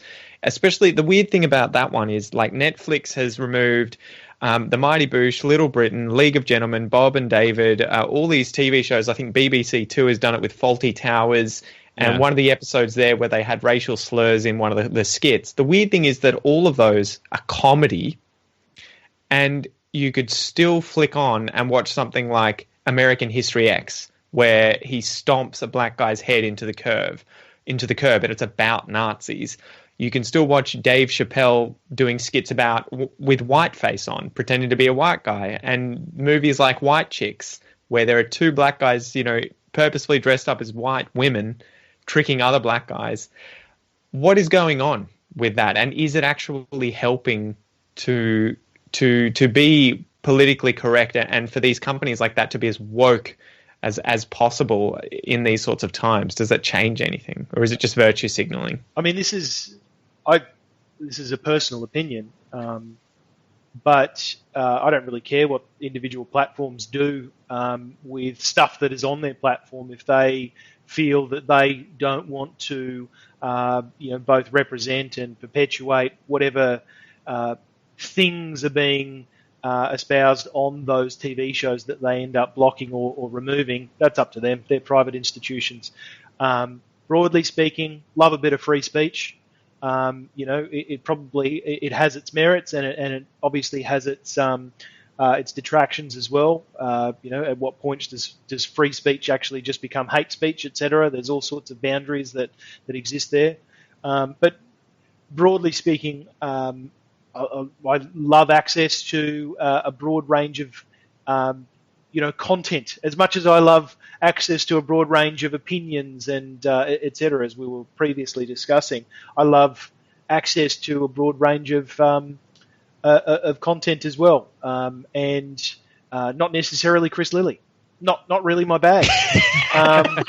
And so if they take Chris Lilly down, I am not so affected. But I loved Faulty Towers, and that's quite unfortunate that's been loved. Little Britain, but these are all. The thing that frustrates me there, though, is the goodwill, the understanding of the fact that it is, especially in the case of comedy, it's meant to be taking the mickey out of everyone. It's not that you should be able to give good faith to the person making the skit and say, well, they're not dressing up as a black person because they're trying to be racist, but because the act of someone not black dressing up as a black person is inherently funny and humorous, the same way that a black person dressing up as a white person is, and it's going to have a different effect on it. So I don't like. I can't talk to that stuff, but it is always unfortunate when you block content, or access to content, because the whole, the premise that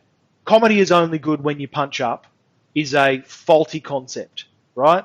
Yeah. Because there's all sorts of comedy, and we shouldn't necessarily block a type of comedy or access to a type of comedy, because instead of doing the woke thing and punching up only, it also takes a low shot.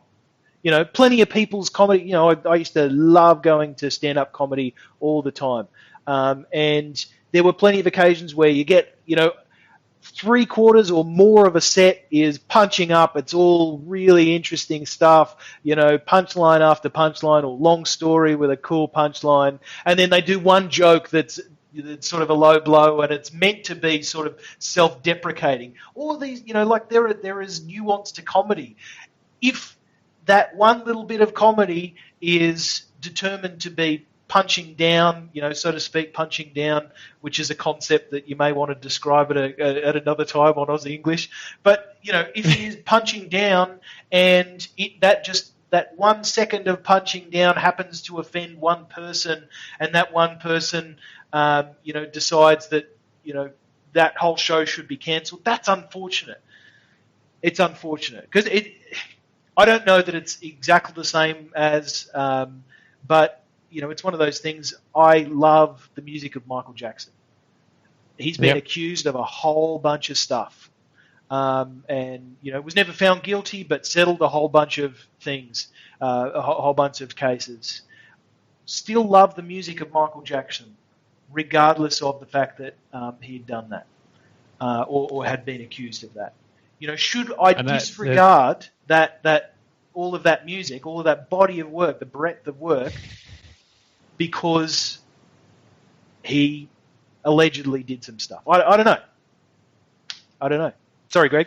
Well, yeah. I mean, look, I could unpack that a lot. I think a quote that I read the other day, I think sums up this conversation quite nicely. It says that, and I'm butchering it for sure, but it was something along the lines of, if yesterday's actions are to be judged by the standards of tomorrow, then how should I behave today? Yes. You were boned. We're in trouble. Yeah. What?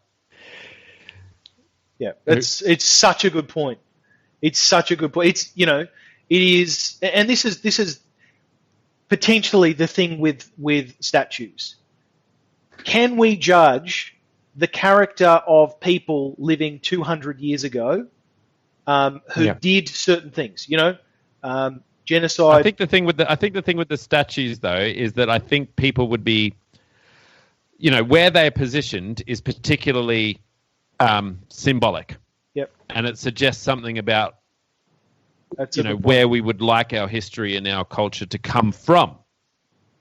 I don't think anyone would be against the idea of them being put in a museum. So it's not the statue, right? Mm-hmm. It's the symbolic nature of where they're positioned. Now, yeah, that's right. It's designed so that you are,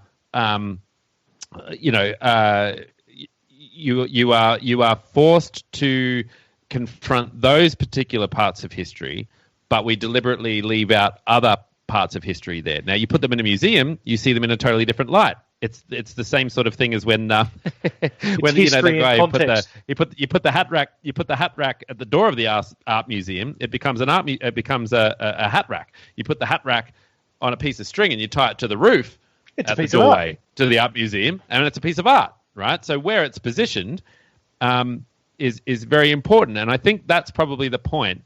My feeling about statues is similar to the feeling that I had when Triple J decided to move the Hottest 100 from Australia Day. I was like, good, just stop it from being political, get it done, get it over and done with. Stop the Triple J 100, whatever. No, the Triple J Hottest 100 is great. No, it is I know great. It's fun to bag on Triple J, but anyway, they're great. And it's the world's largest music poll, so majority wins. I think that ultimately, I was just like, just do it, get it done, because it's about the music, and I feel like that about the statues as well, right? The music, I suppose, in this metaphor is our Indigenous culture and our Indigenous history, right? Get rid of those statues from where they are, put them in a museum, because we don't want to deny that history, but what you think at some point we're all going to be comfortable with these statues? You think at some point we're all going to be comfortable with how the uncomfortable are they? I just don't think my argument would be raise other statues. Put ones up next to them. Put a disclaimer on the statue if you want. I don't know how much hiding them away, because if they go to a museum, really, they're just going to go out the back. No one's ever going to hear from them again, really. They're not going to make a display for the statues, right? Yeah. I think they're just going to disappear. So I would say instead, let's look to Indigenous heroes and famous Indigenous people and make statues. Put them up, as many of them as there are statues of other people. But the thing that worries me about the statue thing is that it seems to be a broader symbol of we need to forget about this. We need not to worship any of these people who can be interpreted in any way, shape or form as being less woke than we are today. And we need to forget about them, never talk about that issue again. It needs to be gone unless it's in a certain light that we're okay with. And that makes me uncomfortable. I'm like, the very fact that we had things like slavery in the past, I don't want to forget about it because it was so bad. It freaks me out that, people want to remove certain bad characters and forget who they are and throw them into rivers or whatever. And it's like, we don't have to worship them, but let's remember what they did, who they were, the ramifications of that, and appreciate that and move on from that, right? Because if you get rid of history, you're kind of doomed to repeat it. Yeah, I don't know. I think, I do know, and I totally agree with you.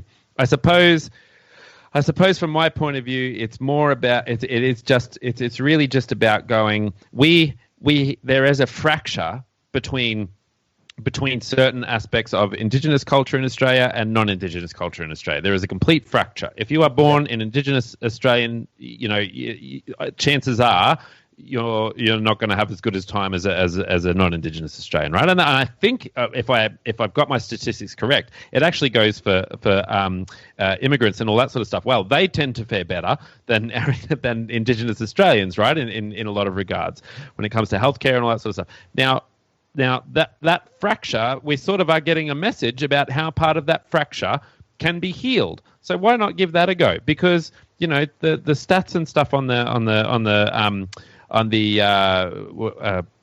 gap, what is it called? Closing the gap.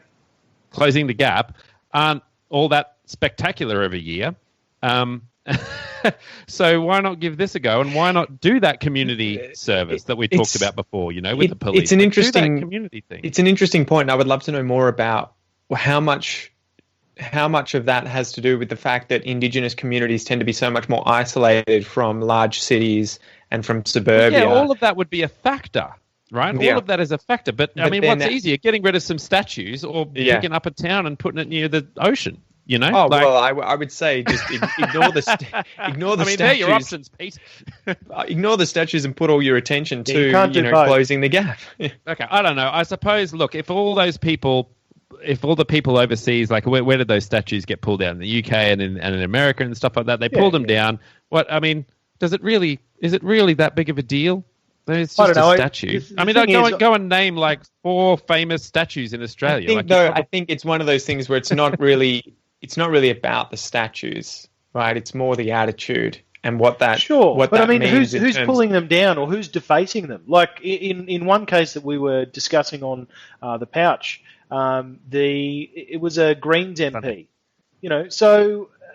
or a Greens MP who was alleged to have done it. A woke individual who's decided to take a particular political position and, essentially be a social justice warrior for a group who, don't necessarily.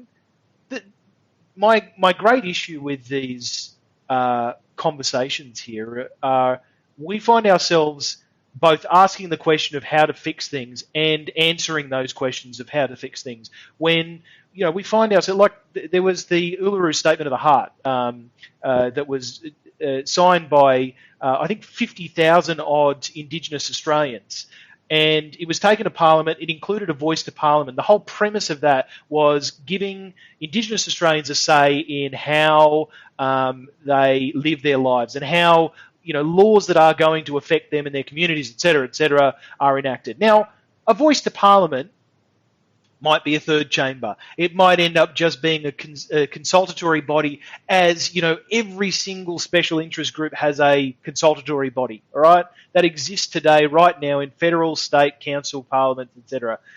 And we're talking about one extra one specifically for Indigenous Australians. That's what they've asked for, but yet we keep asking ourselves these questions of how can we improve the Closing the Gap report, and then proceeding to try and answer that question. I'm not saying that that's what any of us tonight were trying to do.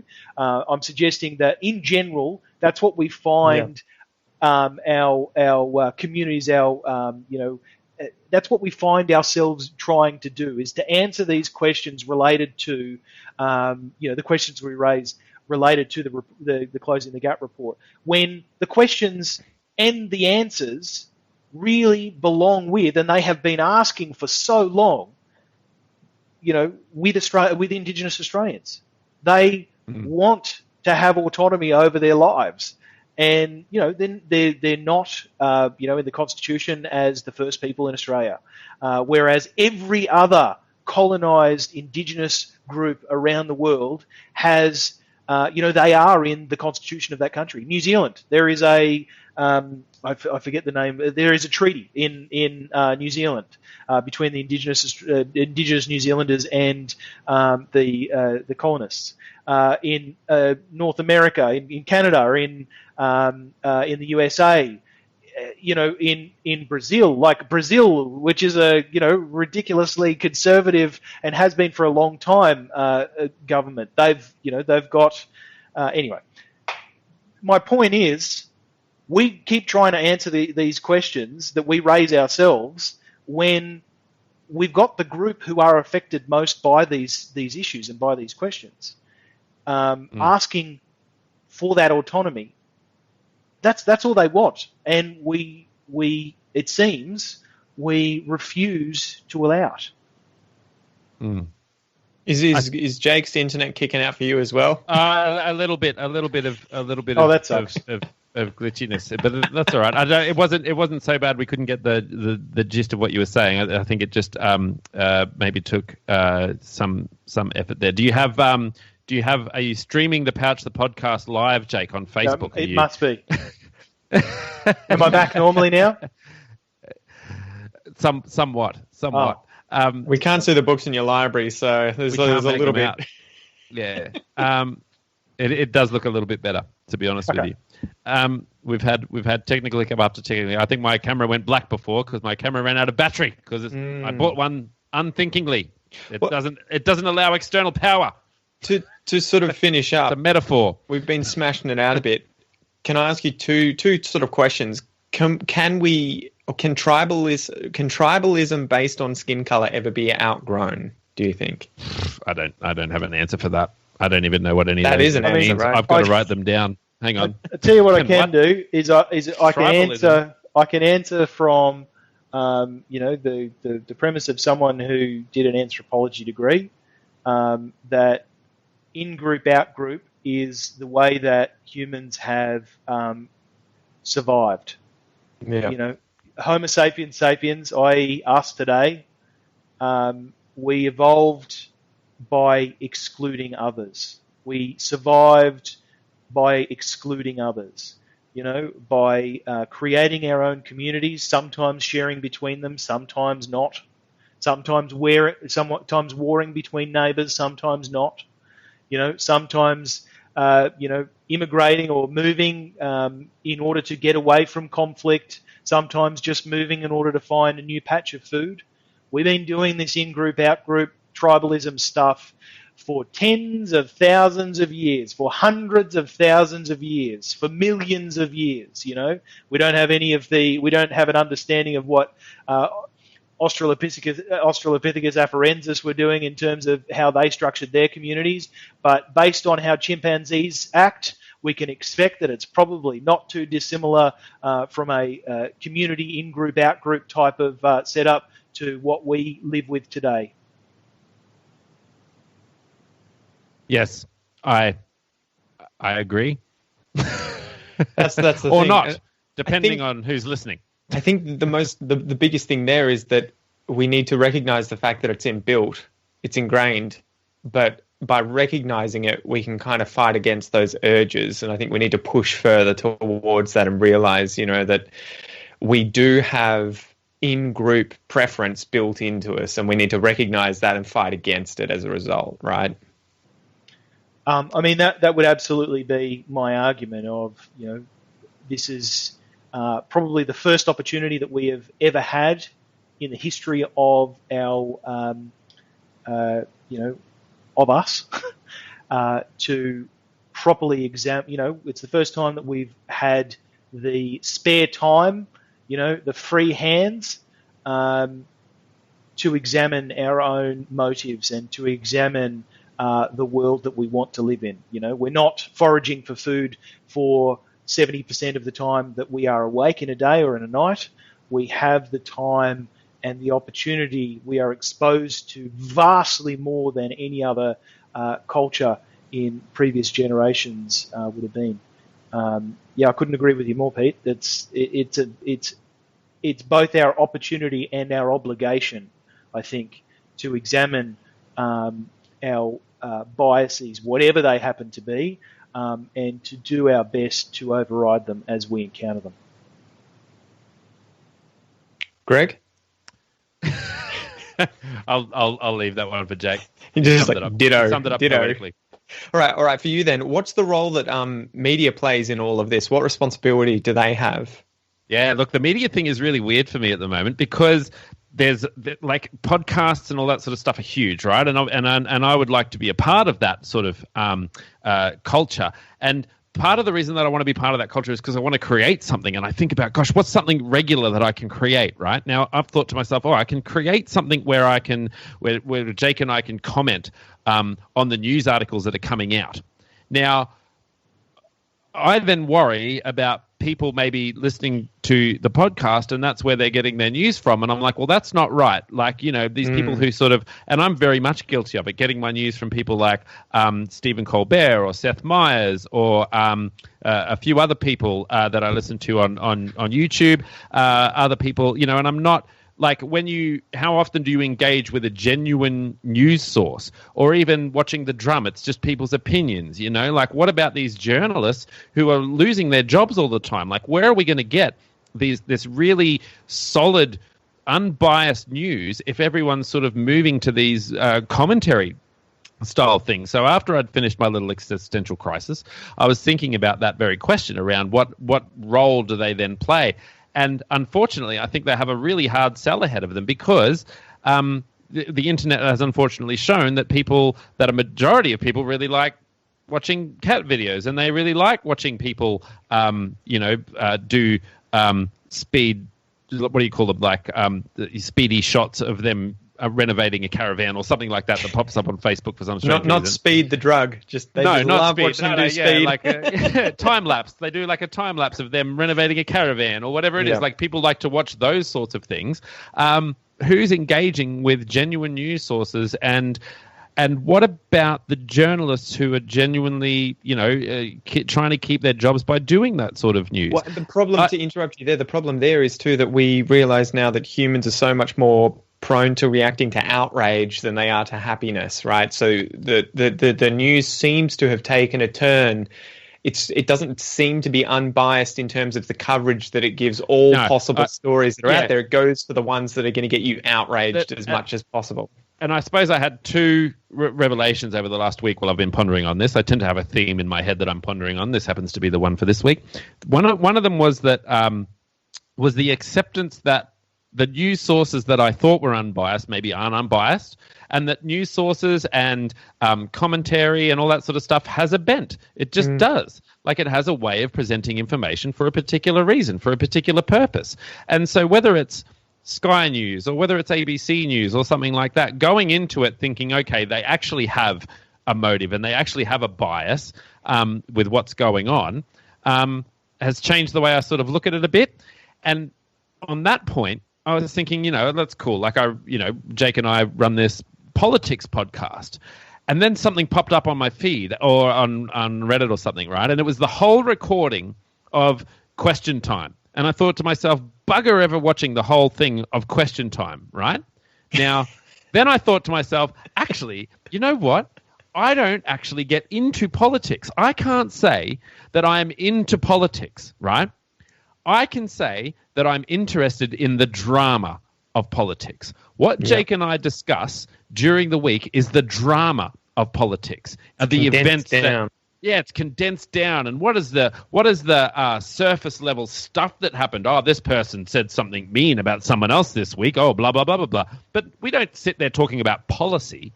We don't sit there talking about the nuanced parts of our constitution or whatever it is. We don't sit there talking about the processes that are followed. I mean, to me, that would be politics, right? What we're doing is commenting on the playing of politics. What we're doing is just trying to have a bit of lighthearted fun with what would otherwise be particularly serious.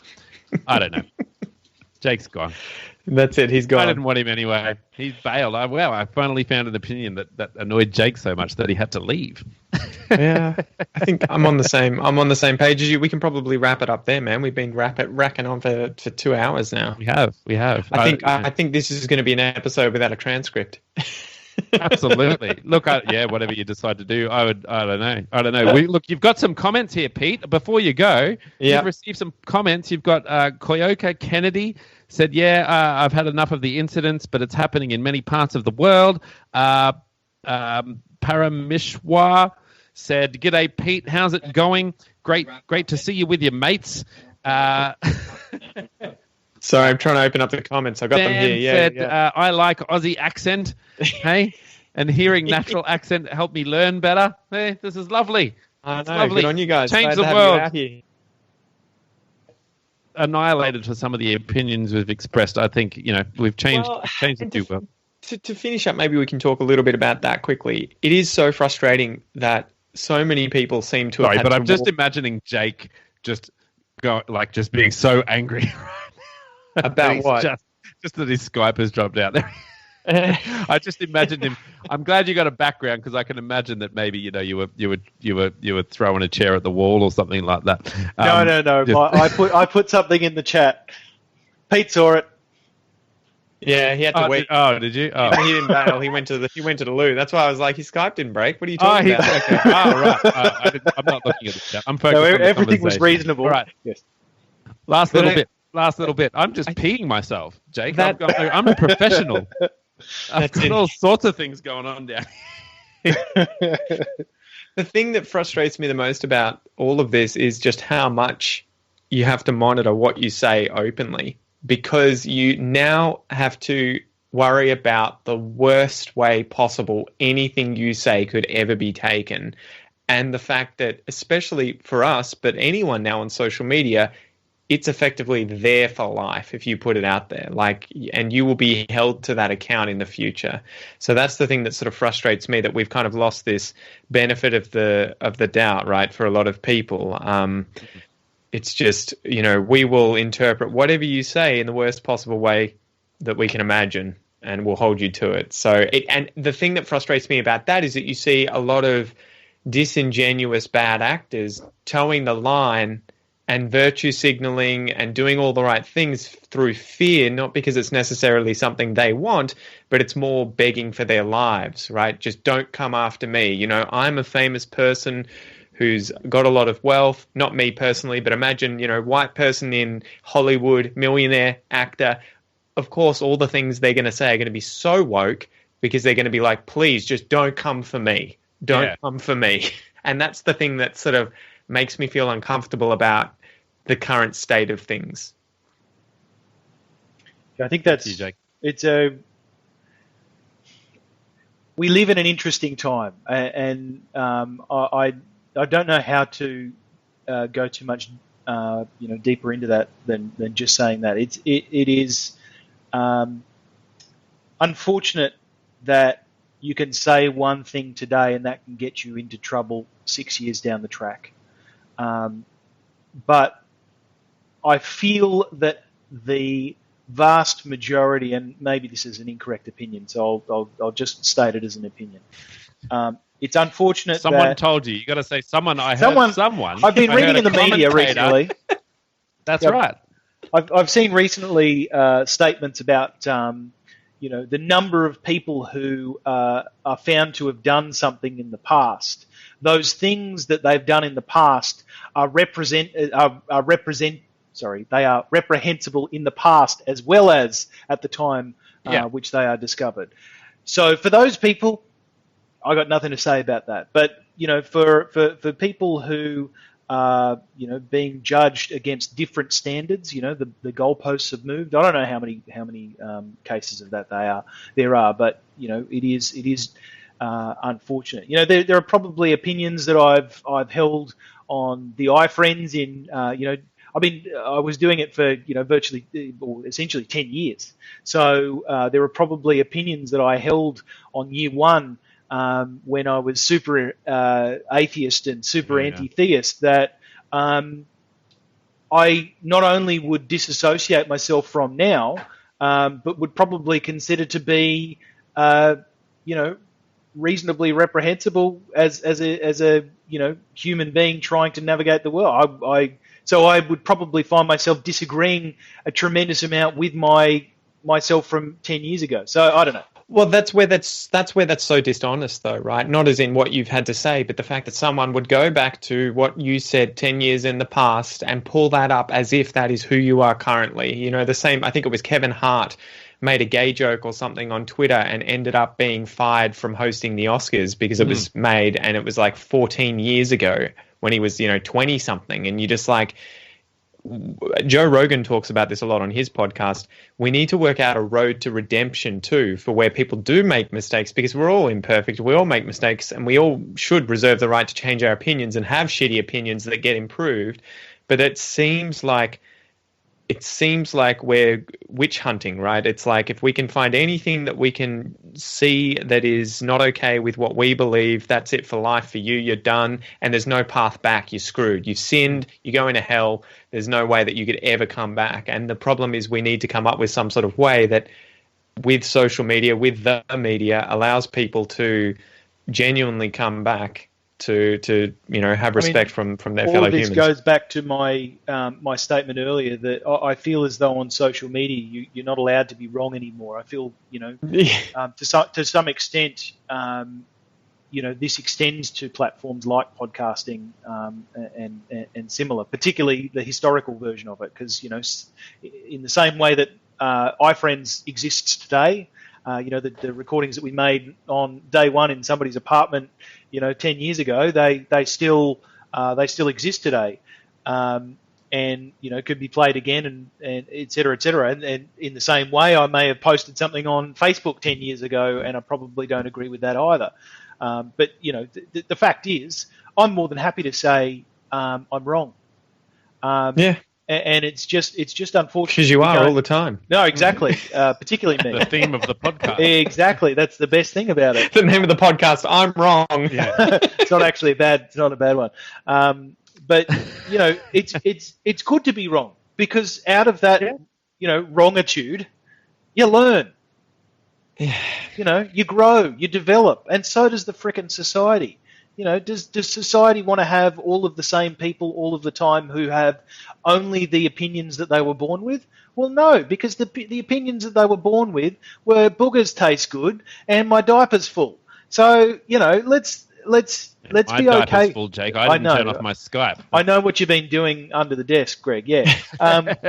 No, I think this is the thing. It's okay to be wrong, and we should be okay with wrong opinions, old opinions, being in. I've gone fuzzy. You have, yeah. Trying to get my autofocus. Hurry up. See me. You keep talking, Jake. Just pretend like I'm not here. It's just frustrating. I understand. I'm just a fuzz. Trying to get it to work. It's done wonders for your wrinkles. Shine a light on it. It's like The Bold and the Beautiful, how they slightly take the camera out of focus and everyone all of a sudden looks beautiful. I'm only You're always beautiful, Greg. I'll just lean forward to when I am in focus. How's that? Good enough. The same. Going on to actually. my laptop. There it is. There it is. I got it. Why. Don't move. I'm glad that we were all involved in that, but I had to be. Yeah, look, to your original. You were saying? To your original statement / question, your comment / suggestion or whatever it was, it is unfortunate, and I agree with you that there should be a road back, unless Joe Rogan said it, in which case I disagree. No worries. Because Joe Rogan said something 10 years ago, and I don't want anything to do with him ever again. No, I'm just kidding.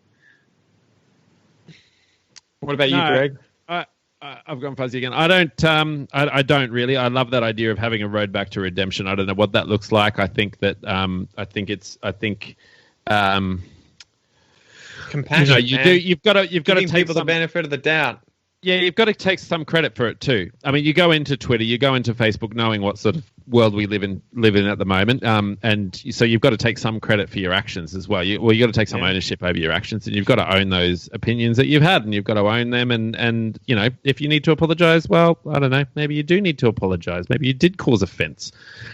I think an offense is another topic altogether. But lately I've been thinking about offenses as I mean, I don't know. Maybe it's not such a bad thing to be offended, and also maybe it's not such a bad thing to honor someone else's offense, because it's a very peaceful way to have a discussion about something rather than making people angry. Anyway, that's such a good point.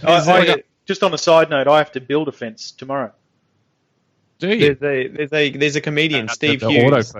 Do you know his joke of like what happens with being offended, right? He's like, nothing happens, right? It's not like you wake up one day and you've got leprosy. No, but I also don't. I suppose to dismiss offence altogether might not be a productive thing either. Of course. To go, Diddums, you were offended. There might actually be some deeper meaning behind offence sometimes. you know, and Sure.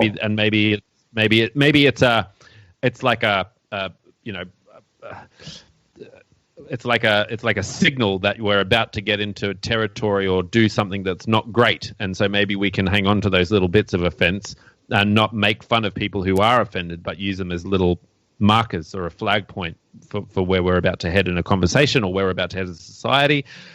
I just don't. Yeah, but on the flip side of that, if you decide that you're going to take action and ban shows or something because you were offended, well then, you know, you've opened up the discussion to a different realm, I think. Well, the weird thing is where people preemptively get offended for other people, right? So Yes. like with I would love to know with Netflix and a lot of these shows that they've removed, was that a preemptive thing, or was that you had a lot of complaints? Or BBC, were there people watching Faulty Towers going through it and looking for a reason to have it removed, or did you just preemptively do that on behalf of anyone who could possibly be offended? And that's where I was going with my point before about the media, right? Like in the sense that I wasn't too surprised about that because I went, Netflix has a political bent. Netflix has one of the changing points for me was when I learned that boards of newspapers, and I'm talking about the Times here in the US, that the Times board themselves voted that they were pro-impeachment for Donald Trump. Now, that meant, I didn't really know what that meant. I sort of thought, in my head, I thought that means that they will print stuff or look for things that will support impeachment. And they were quite open about this. It wasn't hidden or anything like that. I suppose I just need more information about what that exactly meant. So does Netflix have a board? And the board went, you know what? We are offended by this. And you know what? You're a customer. You're paying for this. You're not paying for and corporations are considered people. I don't know if they are in Australia, but certainly in America they are. And so they have they have opinions. They have a bent, right? And what you thought Netflix was completely secular in this regard? Well, no. And neither I've got the BBC. no issue with that, I think, but be open with it, like with Google and Facebook, you know, how they, and Twitter with censoring. I think they're pretty people open with it. They banned it.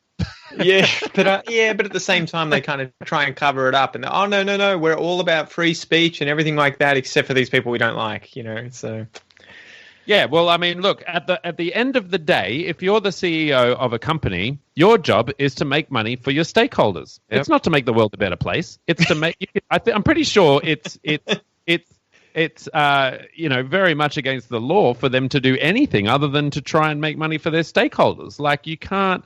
That's your job as a CEO. It really came to a head for me when I was on the Apple Music app, and they'd turned the Apple Music app black for a day, and you couldn't access particular menus. And they said that the show must stop as opposed to the show must go on. You know, for one day the show must stop.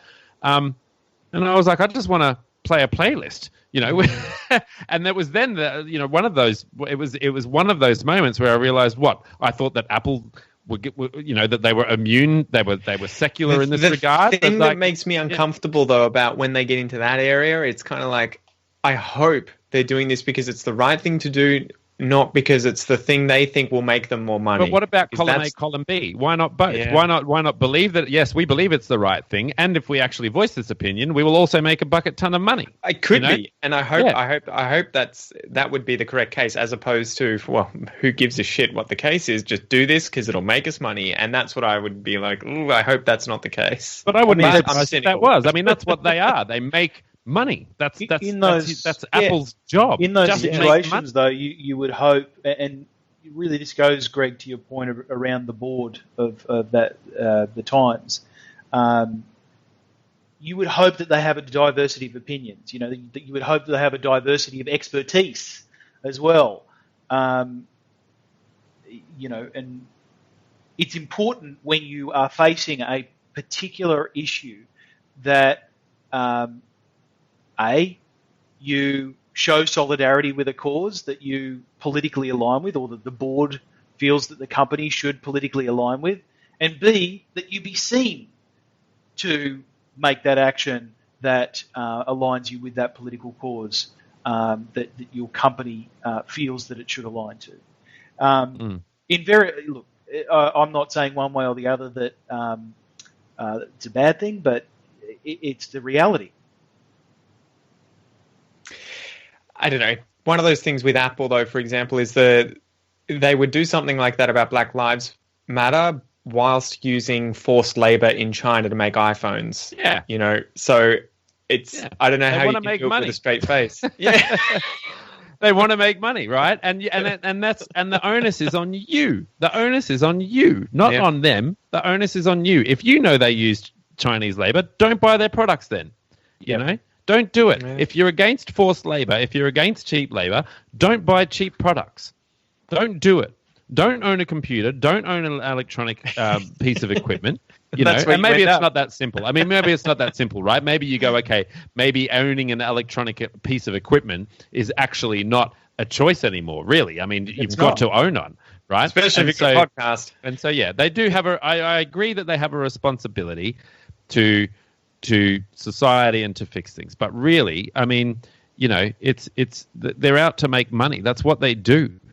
No, absolutely. It's a machine that makes money, that lives past their CEO. The CEO dies, and this machine that makes money lives on. Yeah, you know, I like to think too that it's going to be the case with Aussie English. I tell you what. Yeah, I mean, look, that's the thing, right? That's the thing with Apple. I think that, you know, a lot of people think that.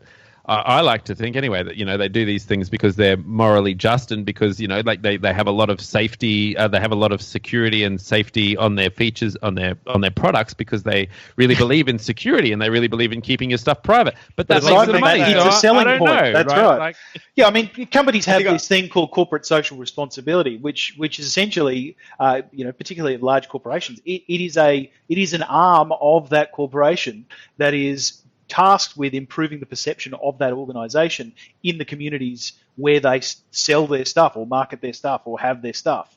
Big telcos, you know, Apple might be a good example. They may in fact have, you know, really cheap child labor in China or have such poor working conditions that, you know, the workers are taking their own lives, as, you know, has been documented a bunch of times. But in a country where they sell the product, they might be doing, you know, some really great things. And they refer to that thing as corporate social responsibility, where they, you know, sure, they are doing good stuff for the communities in which they sell their product or market the product. So that's great. But, you know, the whole purpose of that is to improve the perception of the company, not necessarily to do good. But it is a dichotomy. It is column A. They are doing good in that community, but they are, in column B, also improving the perception of the company. I don't know. Not a bad thing, but the fact is it exists. It happens. Everyone, you know, large corporations, they do it all the time. It's the reality of the stuff. Well, I'd hate to be the one editing this podcast. Am I glitching again? No. The length. He's talking about the length. Shoot. I think this is going to be an episode without a transcript. I would just go to the 1 hour mark, slice it, put it up as 2. That's probably Cleanly. about when Jake's internet conked out as well, I think. Yeah. That was really fun, Pete. That was really great. Yeah, no, I appreciate it. Thanks for having me on. And, well, I don't know who had who on, but, yeah, thanks for catching up and chatting about these issues. And I'm glad that if the ship goes down, we're all on it, and it's not just me. And on that beautiful note, that's all I got. It's your podcast, Pete. You got to do a little wrap up. All right, guys. Thanks for joining us. Keep it real and keep dialogue open. You know, keep chatting. It's all about the dialectic. It's all about check discourse. out the Pouch the podcast for less serious commentary than what you just heard for the last 2 hours. Significantly less. Awesome. It's where Thanks, we make branch stacking jokes and you know, other relevant jokes. Oh, God. That aren't very deep. See you guys.